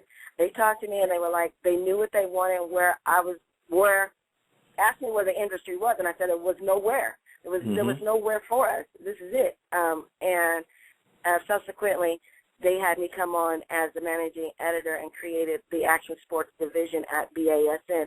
And had that not happened, had this not happened, I want black people to understand, because they get on my fucking nerves with the dumb shit that they Tell it. Had it not been for this black man, there would have been no whitewash. There would have been no Nick Gobbledon Nike 12 miles. There would have been no black exploitation of the surf industry had it not been for Roland Rogers, because he allowed me to grab people from around the world. I grabbed Jamaica. I grabbed Africa. I went to Trinidad. I went all over and grabbed stories from all of these surfers and put that on black athletes. Now, when shit hit the fan, like it did about the Nick Gobbledon plaque, whose website pops up on television, on our television stations out here in Los Angeles? It was Black Athlete. That started a whole nother fight. And then once white people said, oh, there's black people who are surfing, I didn't know they surfing, and they're fighting about it too. So that put it in a whole nother orbit. So, I mean, once white people caught on to that, but it was Roland Rogers and Black Athlete that started black surfing. I don't give a shit what the BSA says. I don't care about none of them people. I don't. Because Roland, I swear, sometimes we would be on the phone and we almost, be in arguments about where this was going to go, because I was very political, but I wanted to be mainstream about it. And he was like, well, that's, you have to be who you are. And he pushed me to be harder, faster, and better than I was, because when you're in a field where you got a whole lot of white people around you, you don't know when the Klan is going to come get you, especially in a field like surfing. So for me to be pushed out in the forefront like that by Roland was scary, but it was something that had to happen, because since I've I had to leave for a minute because black people got on my nerves listening to white folks, and then subsequently they killed off black surfing altogether with the Nike campaign. But had it not been for him, and now subsequently his death, I wouldn't be coming back. And I'm back. Everybody knows I'm back. It started last week, and I've been thinking about Black Athlete over and over again, wanting to get back. And I can't say that it's too late, because it's never too late, but I'm going to finish what Roland helped me start the right way. Amen. So there is nobody in the planet. I mean, I was so sad yesterday when I found out the news, because had it not been for Roland, there would be no Queen Extreme. There would be no One Magazine. There would be no One Love Radio. There would have been no Extreme Factor. It all came through Roland, and I can't even. And it's bad. You can't even say thank you after the point. I've said thank you and blessed him up so many times, but to really honestly, once the person's gone, and say, thank you seriously from my heart. You're like a father to me when it came to pushing me. There's no other person. So I'm blessed to have known him, and I'm blessed to have met the people like Michael and Bobby, Cowboy Reggie, and Gary, and all of it, Chris Murray, everybody. Okay, I could do it without voice, but I regress right there. But I'm just blessed that I was a part of that BASN family, and still will continue to be. And we still going to report whether ESPN or Sal Masakela or whoever else, is out there is going to do what they're supposed to do as African Americans. I'm going to make sure that I do it as an African American female to continue the tradition. Well, one of the things that Roland and BASN did was they made sure that it wasn't just about patting black athletes on the back, because the issue had always been they don't have a voice. We're going to give them a voice, but we're not going to patronize them, and we're not going to apologize for them when they fuck up. And we've seen that, over the years when, they did something stupid, we knew the mainstream media was going to jump on them. But we would say, all right, yeah, you did something stupid. Why you did it and all of that, and understand the ramifications of the stupidity and the act itself. Now, in classic BASN style, I'm bringing this issue up because it touches on a lot of other places that the mainstream media never really wants to go unless it suits them. And that was something that was said by Torrey Hunter, who's a baseball player. He plays well, and he's doing well as an outfielder. He was with the Angels, and now he's moved on to a new team. And he made a stupid aside about gay people. Yep. Now, it's not so much that you got to be on your P's and Q's when those microphones are in front of you, but there's that saying about it's better to be thought a fool and not say anything than open your mouth and remove all doubt of saying. And when he mentioned gay people and all of that, he didn't think that, okay, Torrey, it's about 50 years ago in this time where, or 50 years plus, when if somebody had assessed Torrey Hunter's skills and said, hey, you know, he can play pretty well, but he's a nigger, so we don't want anything to do with him. You know, the human rights aspect and the human rights angle of that would not be something that the ESPNs of the world would approach unless they were somehow in bed with someone who was going to be either an angel in terms of marketing or supporting their cause with dollars to back it up. But that was a classic BASM moment as I saw it because of exactly the underlying issues that go beyond whether or not Torrey Hunter can play. Because the issue was never him playing. It was him as a ball player having a platform to speak on issues that really had nothing to do with playing ball. I know. It was crazy. I just resonated with the person that you're talking about. Now you know how I am. If it is in action sports, I don't know who you're talking about, but I do remember seeing that article and I put it on my Facebook page, and it's so incredible. And I got it from Huffington. I didn't know that ESPN had even touched it or even Black. They hadn't. That's the whole point. Exactly, they hadn't. But just the bravado of how he came out and what he said, and then to represent the entire ball club, it was just almost amazing. It was like, who set you up in this chair and put a microphone? Somebody did that. Somebody, you got the worst PR team in the history of having a PR team.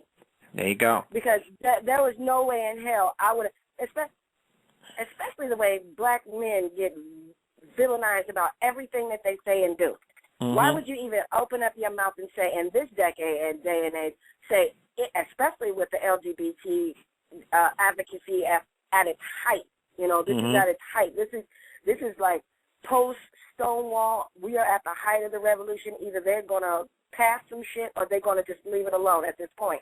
Right. Why would you do that to your career unless somebody pushed you to do it? Like, what I want to know. I want to talk to them myself. I wanted to say, what happened to you, brother? Let me sit down and talk to you. Do you not remember when y'all couldn't even get in the league? Because I got some Negro League. I got 4 Negro League T-shirts that I've had for about 40 years, for real. Like I got the San Francisco Seals. Brother, where was you? What did you not see these people like Satchel Paige before you? Like they couldn't get in the league, and then you get in there, and then you have nerve to put down another group. But see, Rhonda, that goes exactly to where Fred and Roland and people like that have tried to carry on with this because it's a bigger issue. Fred, telling our own stories has always been important, but being set up and the vulnerability of black athletes, especially when that microphone is in their face, to not have the deportment to think, well, you know what, they're going to get your ass, but when it's time to speak up on something important, like what LeBron James wanted to do when he wanted to speak about the atrocities in Darfur. And they said, nigga, shut up. Don't say nothing except, I want the ball, I want the gold, and all that other bullshit. And he eventually capitulated and shrunk his little cojones there. But the whole point of the setup, how they stage everything, and then when it comes back out live in living color in front of millions of people, you would think that some of these brothers would have that moment and say, holy shit, I can't let them do that to me. Well, one of the problems you have there is that a lot of times you have people who are the athletes are not properly trained. As you know, I give all praises to Jock Curtis, who's women's basketball coach at Shaw University. Okay. You know, how many teams do you know in the nation of any kind? Mm-hmm. Now, you know the bigger schools provide the speech therapy and all that nonsense. Right. But this man has his women's basketball team at Shaw University has its own Toastmasters chapter. Mm-hmm. They speak, and it's a requirement as a junior. Comfort speaking in public. Comfort speaking in public. You're gonna be champions. You're gonna be able to talk like champions. And that's, and then a lot of these guys, and you can tell, some of them don't go to. They may have a speech class, but they don't go to it because everything is yo this, and you know what I'm saying, and all that kind of stuff. And see, these guys don't know how to talk. They're taught how to play. Most of them should never give an interview anyway. And if the team was really smart as they think they are, they wouldn't let them talk to You're right, though. because they can't talk. That's right. And see, I was raised by a mom who would mash your mouth if you misused the King's English. And I used to hate, that was one of her flaws. But at the same time, when I got older and started having appreciation for language and seeing people who couldn't talk for real, and you can think about it. If you go back and look at some of the athletes from the old black colleges and came up in the old black high schools, they sounded better than the ones who went to white schools up north. Sure. Because they were, you had to learn some measure of the King's English. And these kids now don't know how to talk, and they don't know what to say. It's true. And unfortunately, these are the ones who get the mic the most. That's right. And most of them, if they're not talking about the game they just played, or the team, some very narrow parameters, they're helpless. It's like going back to back in the day when Bob Love stuttered. Yes. Now, I've heard Bob Love. I've heard about him being taught, makes good speeches. Mm-hmm. You would never know today that he's not like he was put out of the league twice because he stuttered. Put out the league? Yes. Yeah. That's deep. They talk about this in Black Magic. Mm-hmm. How he was cut because he went into the guy and the guy basically told him, "Well, you can't even talk." And see, that was then when there was not nearly. Everybody now. Between my phone and I carry a small recorder. I can get anything. I forgot about that part in the documentary. That's true. Yes. Go ahead. I'm sorry. And think about all the. These are the things that are put out there as gospel. Mm-hmm. And, there's some things, so many of these guys are hopeless and helpless because they think that all you got to do is show up and play. One of the guys I work with on the high school project, he talks about how at the high school he went to, they had guys who played 3 sports, were in the Glee Club, on the debate team, and were honor students. Mm-hmm. And still were great football and basketball players or whatever. And one of the guys was the first black guy to play at NC State. He walked on because he went to NC State on an academic scholarship. He just died last year. Well, now it's last year, and he headed the extension program over at Tennessee State for about 10, 12, 15 years. Okay. And this was a football player right here in my hometown, and it's so to hear him talk. And look and listen to some of these guys now. You can tell they're pushed through the class because they don't know nothing beyond the games they play. They have no historical foundation about any of it. It's just like some guy from a HBCU embarrassed the heck out of me. They were talking about Jackie Robinson. He was like, Jackie Robinson? I don't know nothing about no Jackie Robinson. Well, bring him forward. You know who Kurt Flood is? Mm-hmm. Well, who that? He wanted me to tell you can get all this money you get now, fool. He gave up his career. Mm-hmm. And he must not have been no good. He was a rebelizer. No, he was one of the best outfielders of his day. And he gave up, he ended the sports slavery as it previously existed. And at least you were a slave, now you get money. And see, they can't talk anything about that. Why? Because they don't know. Yep. And so few of them know anything about You talk to the Four Corners, they always go to Dean Smith. Come on now. If the Four Corners was played before Dean Smith got out of high school, how could he invent it? It's true. And this is just using their parameters for origination and authenticity. So, we as a community, we got to get to these guys because nobody else is going to save them but us.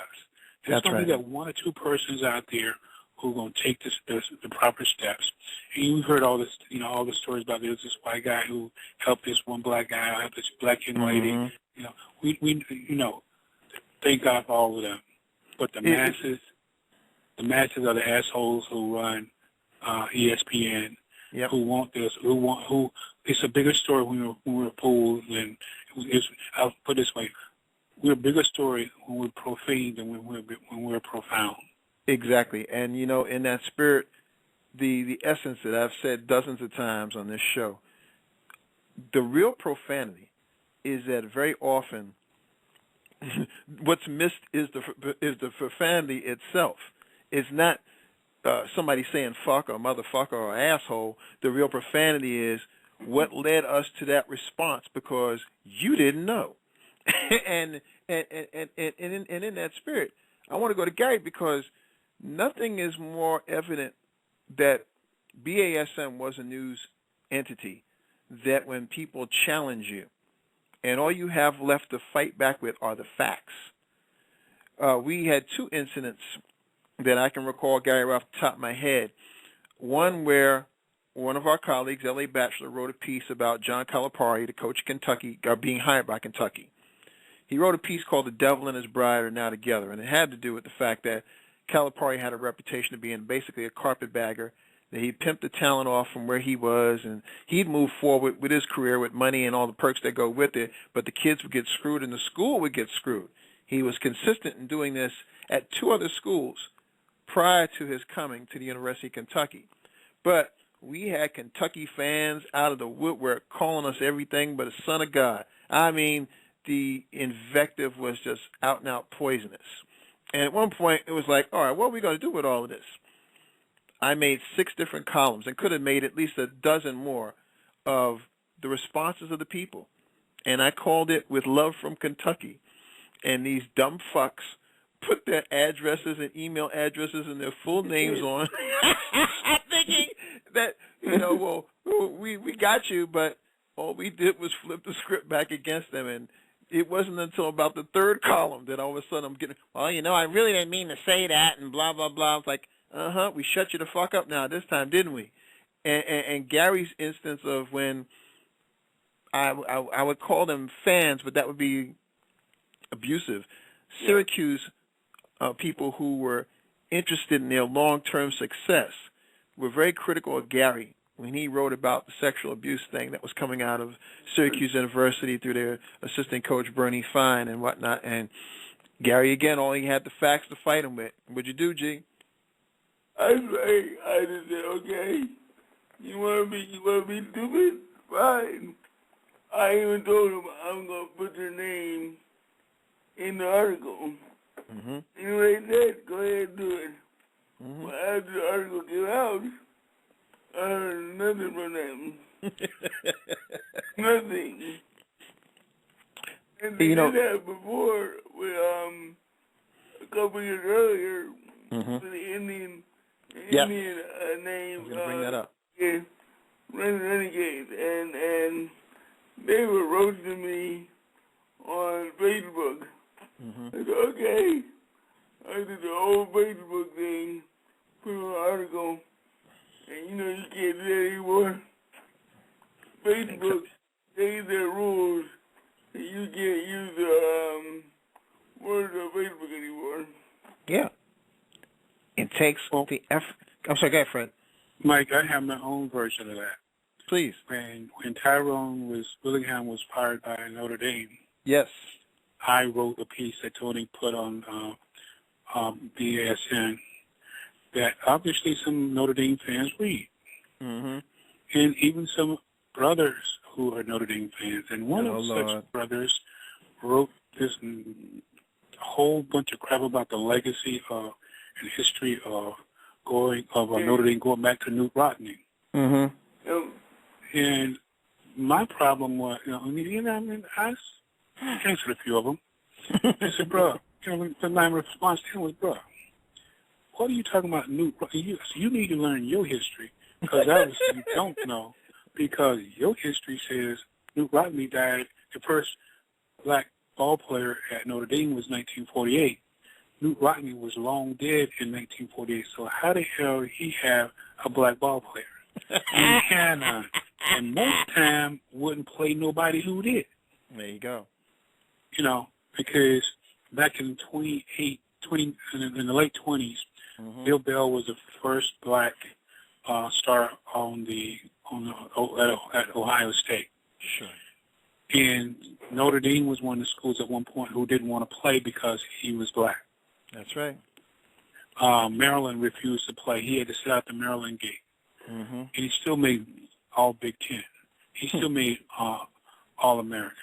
He still went down to Florida and started the process of building Florida football to the extent of winning 3 national championships in 5 years. And this is the guy they didn't want to play against because he was a Negro. Yep.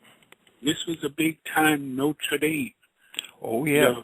With the Subway fan base alumni. and all that kind of The stuff. Subway alumni. That's what they used to love to talk about. And got their own, who would lose money if they joined the ACC with football. And everybody know, everybody knows the fight song. Exactly. But see, I say life is relative. We're as bad as we are good, and we're as good as we are bad. But they don't, most people don't want to see it that way. But I got lambasted by Notre Dame fans, and at the time if there was Facebook, I wasn't on it. But I did, I did want to put someone on again, but I did agree not to. But bro, come on, you don't even know your own history. There you go. But see, that's when those nasty little facts get in the way. Rhonda, we had a moment similar to that when you and I and the sports MCs collaborated, and with some Gary's help, on a series of articles about how the country was treating black people. That ironically, I'm looking at Melissa Harris Perry early on, and she's talking about the Emancipation Proclamation and other things that you definitely would not hear on regular television. And here we are. We've been parroting for the last 4 years plus that July 29th of 2008, the country formally apologized for slavery, and nobody said boo about it. There was no news entity bringing it up. And as Rhonda and the MCs and myself jumped in all over this, we did a 5-article series on all of this stuff. And, Roland, he was a little nervous about it at first, but he said, no, it needs to be said, so put it on out there and whatnot. And we all know, whether you work for a little rinky-dink paper or you're the head of a news agency, the editorial base that sits it up in management dictates everything. Because we know there are a lot of stories that articles and reporters that could do certain things, but they're not going to unless their handlers tell them, no, this will not get to be printed. Maybe because we have another agenda. Maybe because we're editorializing ourselves. But ultimately, it's not going to get in there because it's either too much truth or it's going to make somebody or someone influential uncomfortable. And our goal, according to Roland, was to make everybody uncomfortable because we were going to put the facts out on Front Street and everybody could deal with them as they wished. All right. I think ultimately that series did more for me from a cathartic sense than anything because it allowed me to get that out my system, that we still sit around and see a lot of stuff that doesn't get out on and see the light of day is tribute to the spirit that Roland instilled in everybody to make sure that your voice is clear, that it's distinct, but that you have your facts down too. And I can't think of any time that I ever had anything put in that wasn't looked at. Okay, they might have said something about a grammar here and there, but anything I put in, it was just, okay, it's in, go. And a lot of that was Tony, who was on earlier and whatnot, and I thank him for that because Tony set the editorial tone for that. Well, it takes people like Tony to be out there to have the guts to do that kind of thing because, you know, it was rough to rankle the status quo to begin with. Yes. And, you know, and from our own cultural position, we have to be proactive in those areas because there are people who are more willing to take a lie and spread it than to spread the truth. That's true. Because of that, you know, there's so many things in our own history that have been so bent out of shape. You know, we talk about this whole thing between Booker T. Washington and Du Bois. Mm-hmm. The reality, you know, I mean, I get into it. This gentleman in my church was, and I said, well, we needed both. Mm-hmm. It was made to look like, and this is more this Billy Lynch stuff. Exactly. It was made to look like a fight between the two, but you know, we need a talented champ. Mm-hmm. Everybody else got one. There it is. There it is. You know, you need the Rhodes Scholars, excuse me, and all that. And I said we were fortunate because, you know, right after we started developing black PhDs across the country, you know, the white folks who produced the PhDs would not hire them. So they came to the Howards and so forth. They Mm-hmm. came to the Hamptons and all, you know, our black Ivy League schools. And they got to be among us. Now, some of them got a little screwed around and all that kind of stuff. Mm-hmm. That's neither here nor there. At least they were there. True that. And, you know, they raised our level of thinking. And, you know, and going back and exploring the all-black high schools across North Carolina, you know, I'm one of the coaches at one of the high schools. He back in the 50s, he set the standard that they still use today, 40-plus years after he retired. Their athletes, men and women, are dressed like ladies and gentlemen for games. Mm-hmm. You know, they were required to have either their study hall in our gym class in the late afternoon before they go to practice. You're required to go to study hall. You know, a gentleman who coached for the last 20-plus years here in my hometown, same thing. He's sending kids to West Point, Naval Academy, Ivy League schools, Mm-hmm. because you go to study hall, you do these kind of, and you do it right. Now there've been little blurbs here and there about him and his program in the local paper, but never too far, Mm-hmm. because that's the stuff the Negroes actually did on their own without being told to do. There it is. Because this is a man. These are just like some of the old coaches. You know, I know you weren't in class because my buddy who teaches the class told me you weren't there. Mm-hmm. I know you weren't in class because I went by the room where you know where you sit and you wasn't there. Bobby Knight did. You know, when Bobby Knight did it to one of his ball players, they talked about how he was bashing ball players so much he went to the class. No, Mm-hmm. the guy told him a lie. You know, and Bobby was one of the guys that he kicked him off his team, but he signed the paperwork for him to go to Ohio State. Yep. And play his last 2 years, and he went on to the pros for a couple of years, I think. But, you know, and I remember, to show you how bad the mainstream media is, I remember listening to a game between Ohio State and Indiana. And I think it would have been the last time he was coming to Bloomington. Yep. And the guy made some comments. He says, no, let me straighten. He said, let's get this straight. I'm here because of Coach Knight. I would have been out on the street with nowhere to go and nothing to do. He could have just as easily thrown the paperwork in the trash. He even checks up on me now to see how I'm doing. Yeah, that's right. That was Lawrence Funderburg. I remember that kid. Yes. Lawrence Funderburg, Mm-hmm. who jacked up in the neck up for the first 2 years, but he got his act together. Yep. And you know, and see, even white guys like Bobby Knight are villainized. And I think, you know, Bobby Knight's biggest problem, he was afraid somebody was going to be more talented than him and not produce as best they could. That was the only problem he had. And he didn't handle it the right way. Mm-hmm. And I've seen other coaches do that. But, you know, in all those years he coached, he had one of his starting ball players who didn't graduate. Mm-hmm. So, there you go. Is he all bad? Or the Caliperis and all these other guys that nobody want to talk about how they're really the kings and queens they think they are. No. Exactly. You know, remember a few years ago they got on Vivian Stringer's case because she sure did. kicked the girl off her. Matter of fact, they did a documentary on her career, and one thing she did was throw the girl off the team because the girl was not doing what she was supposed to do. Well, she's playing ball. She said, no, she didn't come here to play no ball. There you go. She's a student. That's right. And, you know, Vivian Stringer says it the same way that Pat Cage-Bibb says it. Mm-hmm. When you play for me, you are a student athlete. Mm-hmm. If you're not being a student, you can't be an athlete. And that's what she was telling the little girl. I talked to a young lady when she ended up going to Delaware State, when she finally got her act together a few years later. And I talked to her. She said the best thing happened to me because nobody had ever told me no. Yep.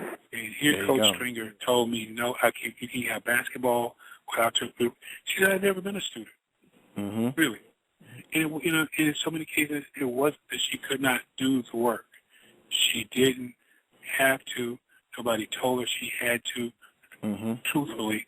And see, the kind of people that I think Roland was always trying to talk about was to get those people out, you know, get those stories out there. Exactly. Coach McClendon and all his contribution, nobody has a clue the stuff that man went through.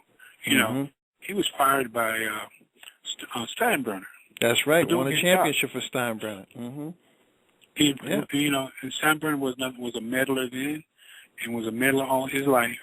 And he had the typical white man control issues. True that. True that. You know, speaking of control, Fred, and the spirit of never, Rhonda, you said it yourself.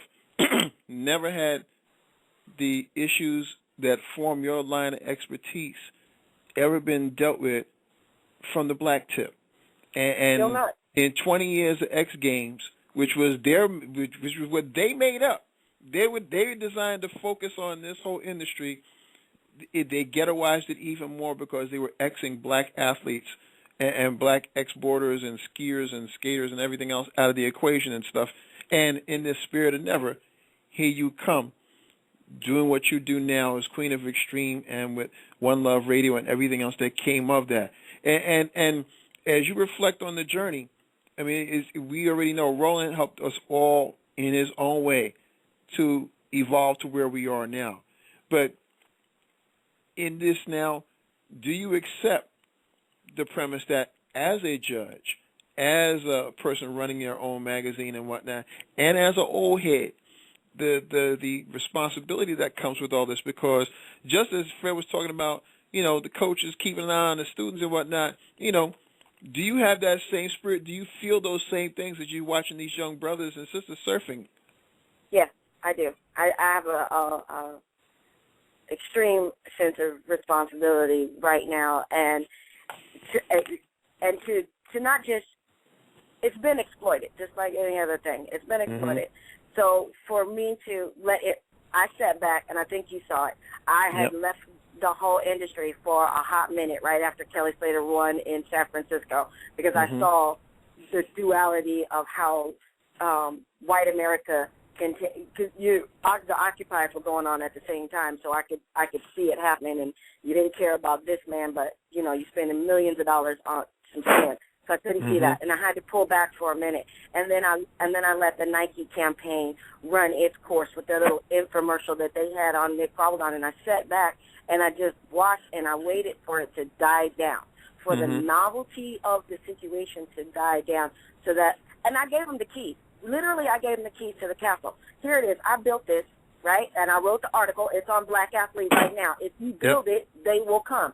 I built it. They came, and they destroyed it. Now, I got to come back, right? Because there's still young brothers that have contacted me to this day. Rhonda, can you help me get in? Rhonda, can you help me do this? And I was saying no, because the people that were holding, you know, the key to the gate weren't the right gatekeepers. So I had to wait and just say, let me hold off until this novelty dies down and Nike's done sold all its shoes and it's done everything, and then let me come back and do it in a constructive manner, and then be very, very careful about how I position myself in the industry at this point.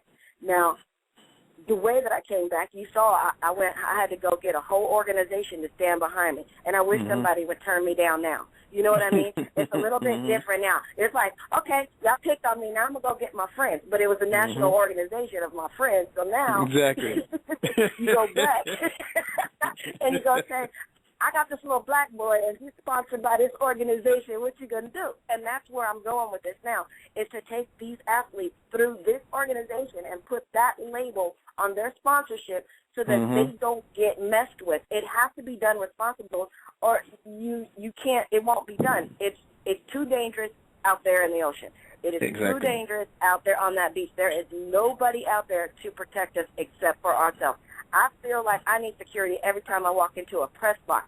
Imagine being the only black on the beach. Like, not even, you got 20,000 people, and you're the only African-American there, not just female. You ain't got to say in the it. water. That's it. So you have to be very protective of yourself. You have to be protective of the athletes that you sponsor. It just is an all-around responsibility for me now. And I swear, I'm sitting around here the other day, and I'm depressed because my life ain't going right. And I know what it is. I'm not in the water. I'm a water baby. I need to be in the water. I need to be by surfing, judging surfing. That's what I do. Taking pictures of surfing. Whatever I'm doing, it has to have something to do with it.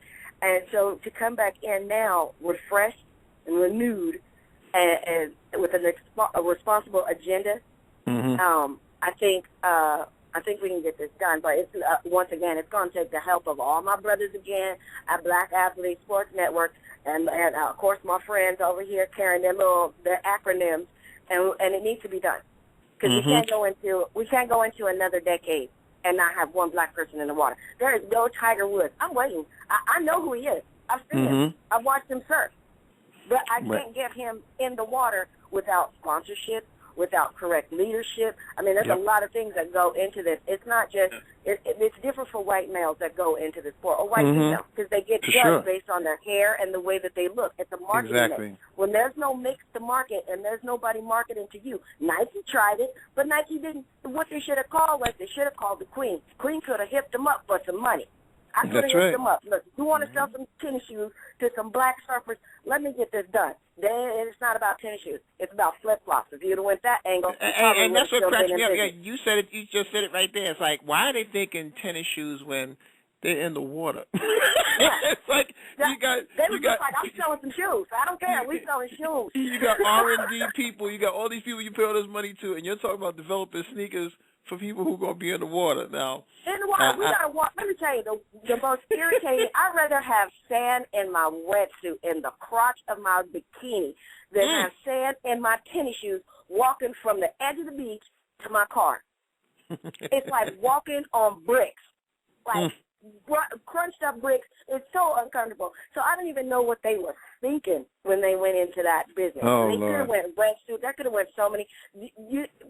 They couldn't even go wetsuits, but they should have picked something that was going to be closer to home when it came to the black male, because that's who they were selling it to. There you go. You're going to sell it to the black male. Well, how about when you do the infomercial and everybody surfs with Nick, you actually introduce a black surfer that you're going to sponsor so that other black children say, Mom, I want $500 Nike flip-flops for the beach.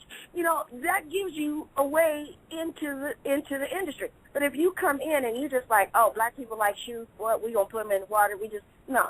There you go. And it didn't go. They should have called me. I would have done it for a fee, of course, because the marketing director called me. They called me years ago, before this even started. Putting all the pieces of history together, they called me before this even started. Called me. I told you about this before. They called me and asked me about how many blacks there were.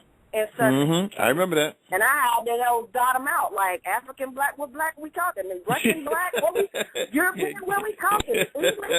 Any black in the store. I mean, that's too many black people to try to count. You got the whole African coast, okay? You got the entire, you going to tell me there ain't not one African over there? Them Africans is over there whipping it up, and we just now getting pictures. We're just now getting pictures of it. So everybody that jumped ahead of the game, and this is what I was trying to tell black America. This is what I was trying to tell the little greedy bastards down there in Los Angeles. Until you have all the research and all the numbers together and all the history together, let's not sell a T-shirt. Let's not sell ourselves short. There you because go. what's going to happen is they're going to come in and make quick money, put you on a T-shirt, and it's a novelty, and then you're gone instead of establish it. Now, when Nike came, what they could have said was, no, we ain't going to do it with Nike. But there's enough of us black people. There's black surfboard shapers. I have a black clothing company. There was enough black to put together the kind of contest that they wanted to do down there in Inkwell Beach. I would have been a part of that had they used black people. But you brought Nike in here, and what, 6 months later? Not even 6 months later, they're out of business. That's another example, though, of like, well, if a black person is telling you, well, are they really right? Is their information really correct? And, all the other variables that go in there. There's always some sort of codicil before they want to give it its props. In that spirit, I want to say part of what BASN does in getting their message out is just like any other major news entity, you have columnists. Columnists have a bit more juice than reporters because they have the license to say exactly what they feel, and their only hindrance is management saying, you can't do this or you can't say that and whatnot. Because if you're doing what you're supposed to do, and if you're saying what needs to be said, folks ain't going to agree with you anyway. But more importantly, if after what you write someone says, you know what, even if I don't like this cat, he gave me something to think about, that is what makes a good columnist. And BASN is blessed to have one of those brothers on here now, Desi Cortez, live from the Rocky Mountains. Straight no chaser, always dealing. Desi, thank you for coming on and spending some time with us, brother. Oh, thanks for the invite, man. Even under the circumstances, thanks for the invite. How's everybody doing? Well, it is a little heavy, but, we are kind of smiling knowing that, Roland made all of this and he helped put us all together and whatnot. Why don't you tell everybody about your first experiences with Roland and what prompts you to work for BASN? You were just mentioning how, I guess in my mind, man, I looked at Roland and I was happy with the opportunity that he gave me, the platform, the stage. I can't count the times, it's a gazillion times that, I submitted stuff, certain pieces, certain articles to different entities, to different publications. They might be local, national, internet, whatever it may be. And I knew at the end of the day that what I was saying was going in front of, and I mean this with, I'm not trying to be negative or hostile, but it was going in front of the opposition, the foe, the enemy, if you will. They were, dissecting what I was saying, and 9 times out of 10, always coming back to me and telling me that it was inappropriate, that it was this, that it was that, and I was frustrated, and I always had wanted to comment on the serious side of sports. I'd always wanted to talk about that, and you just couldn't do it. And Roland gave me the opportunity to do that. And I've done it for the last few years, and I think I've gotten a little bit better at it than I did in the beginning. And if I've gotten any better at it, I can only thank Roland for that, because he gave me the stage, the opportunity, the platform. And so that's what I was thankful for, was that I knew that my work was going in front of somebody who wasn't from Jump Street, going to condemn me and tell me it was no good, and if they had to, they were going to make up, reasons, excuses why they couldn't print it. Roland was going to give me an opportunity to put it out there on the World Wide Web, on a platform that was competitive, looked like anybody else's basically, and I was just thankful, man. And so all I can say is when I got the news yesterday, it's weird. I told my wife, you know somebody but you don't know somebody. We're all like pen pals. We're all pen pals. We talk to each other, but it's mostly, communicating emails and all that. I felt like I knew him, but then again, I didn't know him. But no matter what, I feel a loss, man. I feel a loss, and I feel sad. And God, may the gods bless his little girl. That's all I can really do. Yes, she's going to be 5 years old in a couple of weeks, and we feel that too, Desi. But I think what I've enjoyed most about everybody at BASN is that just as you are out there in the Denver area, and Gary's covering the East Bay out there in Oakland and San Francisco, and Fred's in North Carolina, Rhonda's in Cali, I'm here on the East Coast Tony was out of Connecticut for so long, and people like Gerald Hoover is in New York. It's true coverage. So when they see the byline, BASN Denver or Philly or Oakland or San Jose or wherever it's coming from, it's the same as Reuters or AP or UPI, and they had to have that nigger moment when they have to look at this and they're like, we really don't like this guy. But you can't refute the information now because you can't silence his voice or her voice anymore. And that is the thing that Roland brought to the front, that anybody who would be watching this from the outside looking in would have to accept. Because we know even in conventional journalism, they didn't want you or me or Rhonda or any of us in there. Because I've had my share of rejection letters for sure. All of us have. But the bottom line is now when you have an entity that says you have license to do whatever you need to do, have your facts straight, have the courage of your convictions, put it out there and make people think. That is part of the vision that Roland Rogers had, and that is what makes BASN work. And I think in that spirit, it's hard for us to miss him. We miss him in the corporal sense, but his spirit's going to always be there because he laid this down, and it's going to continue on. And I think when you had your moment when you realized it's out there on the World Wide Web, but now they respect me because they have to deal with me because I'm part of BASN. Can you think of one column you wrote or one incident where, it just all came in front of you and it was all clear as day? I really couldn't say it's one particular column. I just think over a period of time I realized that Roland was going to provide consistency, that it was going to be there, and that the platform would be there, the stage would be there, the microphone would be on, the camera would be on. And you're right. You could provide, something that was concrete, backfield, and me, strictly writing based on opinion. My opinion, I guess, being within the realm of acceptance.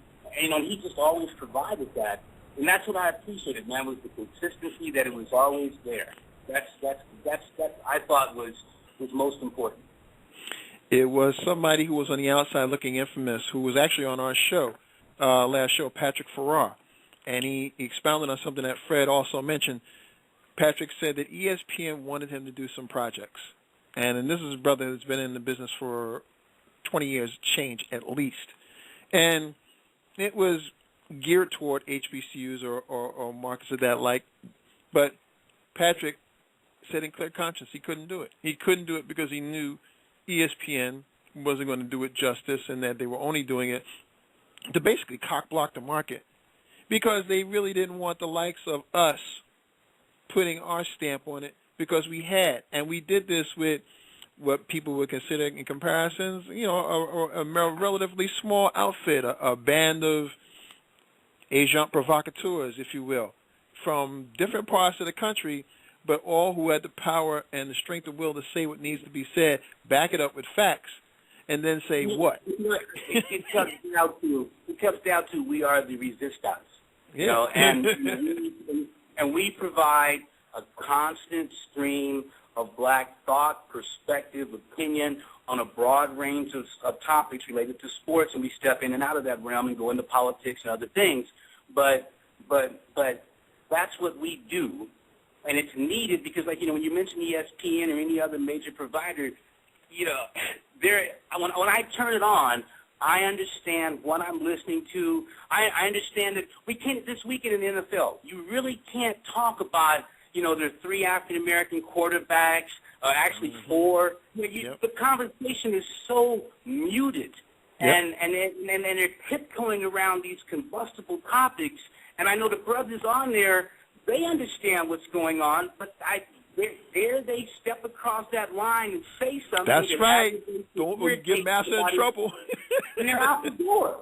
And so like we said, their thought to us is we can say what we can say, but we can't cross that line. If we cross that line, we're out the door. So what would you have us do?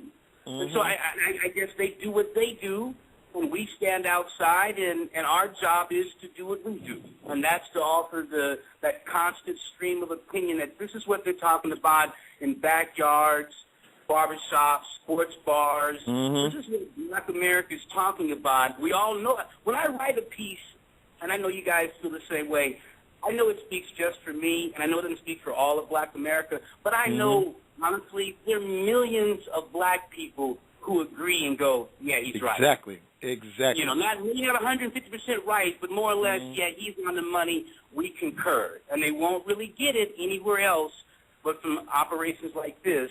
And that's why, yeah, I mean, you know, all hell Roland. Yeah, that's truth. And, you know, I'm curious and wondering and actually hoping in the back of my mind that we actually see this clash come at a Super Bowl 49 if, say, Peyton Manning has to go up against RG3 or Russell Wilson or Colin Kaepernick, because we know there's going to be a moment. And how the referees and everything else comes from that is almost secondary to how culturally this clash will manifest itself on the field of play. And it coincides with Obama. It's interesting that we have an alpha male in the White House and we have an alpha male in the golden boy position within American popular culture. Yes. You know, and so, I mean, I think it just scares the hell out of that 1/3 or that half of white America. You know, the GOP, the Tea Party, whatever it is. It brings it all home for them, and it scares them to death, and I find it entertaining. It does, and we're going to have to wrap it up on that. But I got to tell you, what is so illuminating about that is only at BASN are you going to find that dichotomy where we actually put it out on print and it's there for edification. So those brothers in the barbershop say, yay, right? So those brothers out of church will say, yay, right? And even all those brothers that ain't in agreement will have to say they had the balls to put it out there. Because we know there's a whole bunch of these cats at the ESPNs of the world shuffling in their shiny shoes, and they're keeping their mouth shut because they know if they open their mouth, Massa going to tell them, get on out of here, and have them walk away from the plantation with nothing on but the shoes and their feet and the clothes on their back. But as we digress into the future, Gary, you wanted to say something? I'm sorry.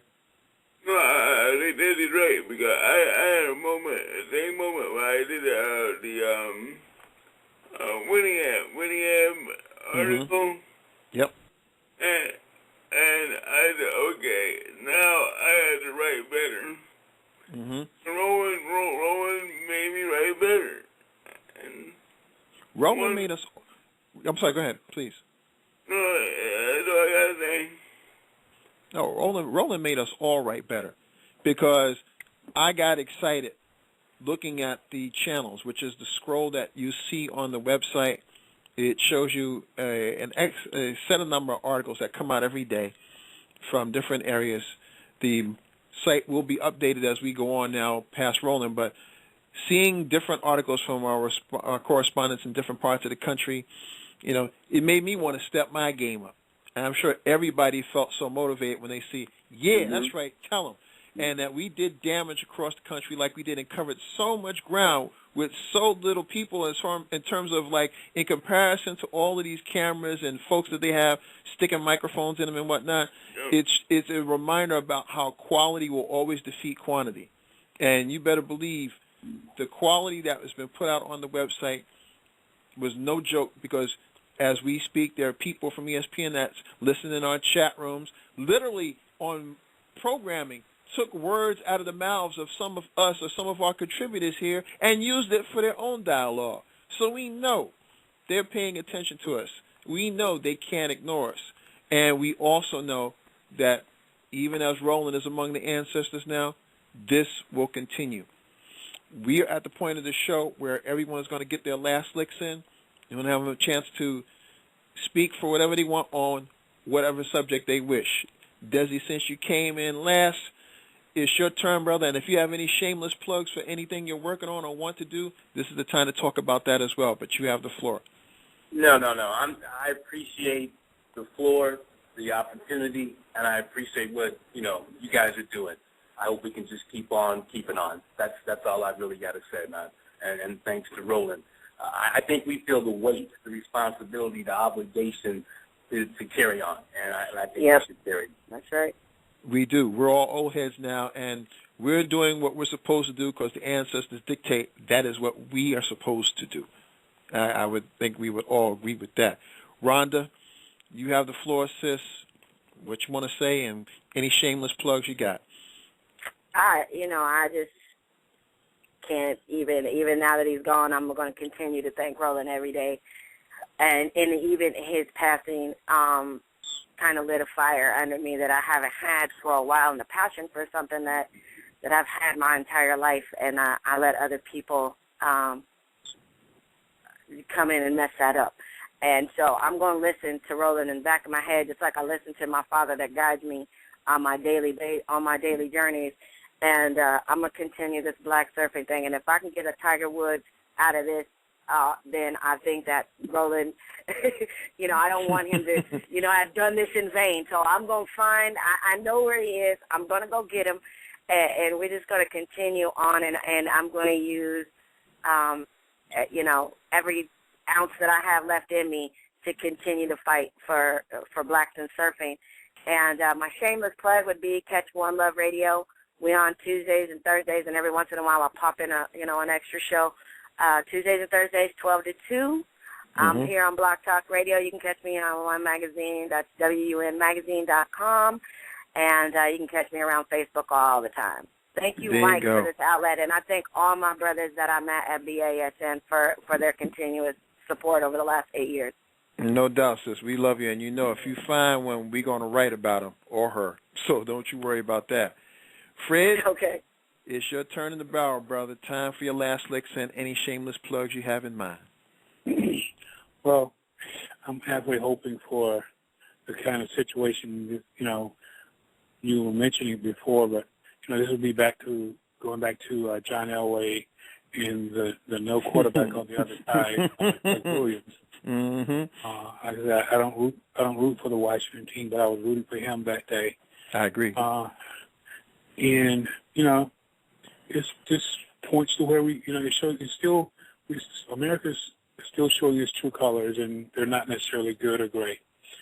But as long as we keep telling our stories, it'll get out there, and more the truth will come through, and people will finally know that we as a people will finally learn that we're far greater than we ever thought we are or could ever be. My shameless plug is I just picked up another box of the Black College Sports Encyclopedia last night. Already dropped off for me. And, if you want a copy, just go to BlackHeritageReview.com, place your order. We mail them out on Tuesdays and Fridays. And same in any of the other books on the list, just plug it in and we'll get it off to you on either Tuesday or Fridays. Be blessed. There you go. Keep some black history. Keep some black history. What was that, Gary? I need another one. I need another book. I need another book. Gotta order, Fred. Got to stay on top of these orders, brother. Shoot me the orders. Okay. I'm waiting. All right. As we say that, get some black history. You don't need it under the tree. You need it between your ears. Go to BlackHeritageReview.com, and Professor Fred will be turning class in on a daily basis when you turn the pages of that book. Good. Yes, ma'am. I got a question. Are you going to add surfing in there? Excuse me? Are you going to add surfing into your encyclopedia? Well, we'll wait for the next one. Okay, we can add it in on the next. It's really focused on HBCUs, but we could always develop. HBCUs. Okay. Yeah, but we could always develop something on surfing or any other because we do. We're looking at boxing and a couple of other things because there's so many stories out there that just aren't being told, haven't been told, that need to be told. Right. There you go. I get you. Oh, there we know. There's room for everything. You know how we do. Gary? I got to get that in there. If you get one of the HBCU, we'll roll with it because we do have sailing at Hampton now. There you go. See? Okay. All right. Gary, it's your turn in the barrel, brother. Work at the code. Give me some last licks and your shameless plug, please. My last lick is the NFL doing it again. This week, 7 coaches retired. A couple of days ago, 2 coaches retired. Mm-hmm. My question to the NFL, what happened to the Rooney Rule? So the NFL got to look at his face and say, are you going to be real about this or are you going to play games? Mm-hmm. That's my rant for the week. All right, shameless plug.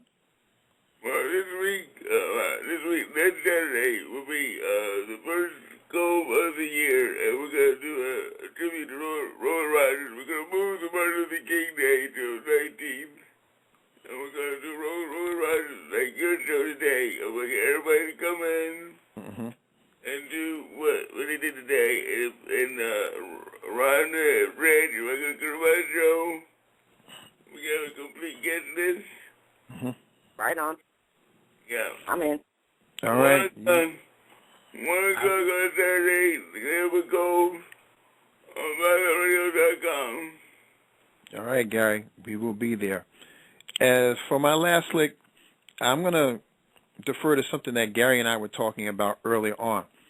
Gary was talking about a program on CNBC where Pat Buchanan and Michael Eric Dyson were discussing issues, and Gary was a little upset because Buchanan was being Buchanan. You know, he was in extreme saltine mode, and he was saying some things that I am not privy to this, and I'm going by what Gary mentioned to me, but he was really not holding back anymore, as we've seen so many since this age of Obama's ascension to the presidency, how they're not just hiding their feelings anymore, and this is coming out. Now, he's coming out with his, designer redneck stuff, and while Michael Eric Dyson is trying to be erudite and give him the intellectual tip, this is where I part company with some of this stuff. Ever since I've created this show, and I'm 90 shows in, my premise has always been, look, we can quibble about profanities. You might turn off if you hear me say motherfucker or kiss my black ass or something like that, but if you don't know what caused me to say it in the first place, that's where you're a little lacking. And we know people tune out the things. But when you tune out the things that are right in front of your face, that is the essence of Willie Lynch. That is the essence of things that have been perfected to subjugate you, that have been going on long before I showed up and long after I leave. When you see and feel the act, as Marley used to say, he who feels it knows it, then when you're feeling it, you just can't sometimes address it casually. I really am surprised. Sometimes you see those videos from around the world where, say, a politician in some Asian country says something, and all of a sudden the other politician climbs over and starts whipping his ass. That's what it may come to wake people up, because we don't know if he was talking about his mama or whatever it was, but clearly something insulted him or her enough to say, oh, fuck this, and they went at it. Now, I'm not trying to be facetious when I say this, but I think everybody understands the spirit in which I say this. This is the same spirit in which BASN was formulated. For all the essence of how Roland Rogers dreamt about what we were going to do and how we did it, for the platforms that he gave voices to people like myself and Desi Cortez and Gary Gray and Rhonda Harper and Fred and others, there was one goal in mind: to make sure that spirit of profanity was not going to be there anymore, that you weren't going to just get away with shit said, and it was going to be, we're going to turn the other cheek. No. Whether it was metaphorically so or whether it was literally so, we were going to kick your ass. That is what BASN has done, and that is what BASN will continue to do in the spirit of Mr. C. Roland Rogers. In the days that when I have the chance to write in earnest instead of edit, and I put my columns in, I always sign my columns, always outnumbered, never outgunned. Oh, good. Truer words did encapsulate the spirit of what BASN is about. There may have been bigger numbers, but the outcome, we always ended up on top. And you better rest assured, just as we gave Roland respect by playing his theme this week, we'll be back at what we do best next week. Out of respect for Mr. Rogers, we will be dark Wednesday evening, so there will be no show Wednesday night. Next Saturday, we'll be back guns blazing, ready to handle our business because this is what we do. For myself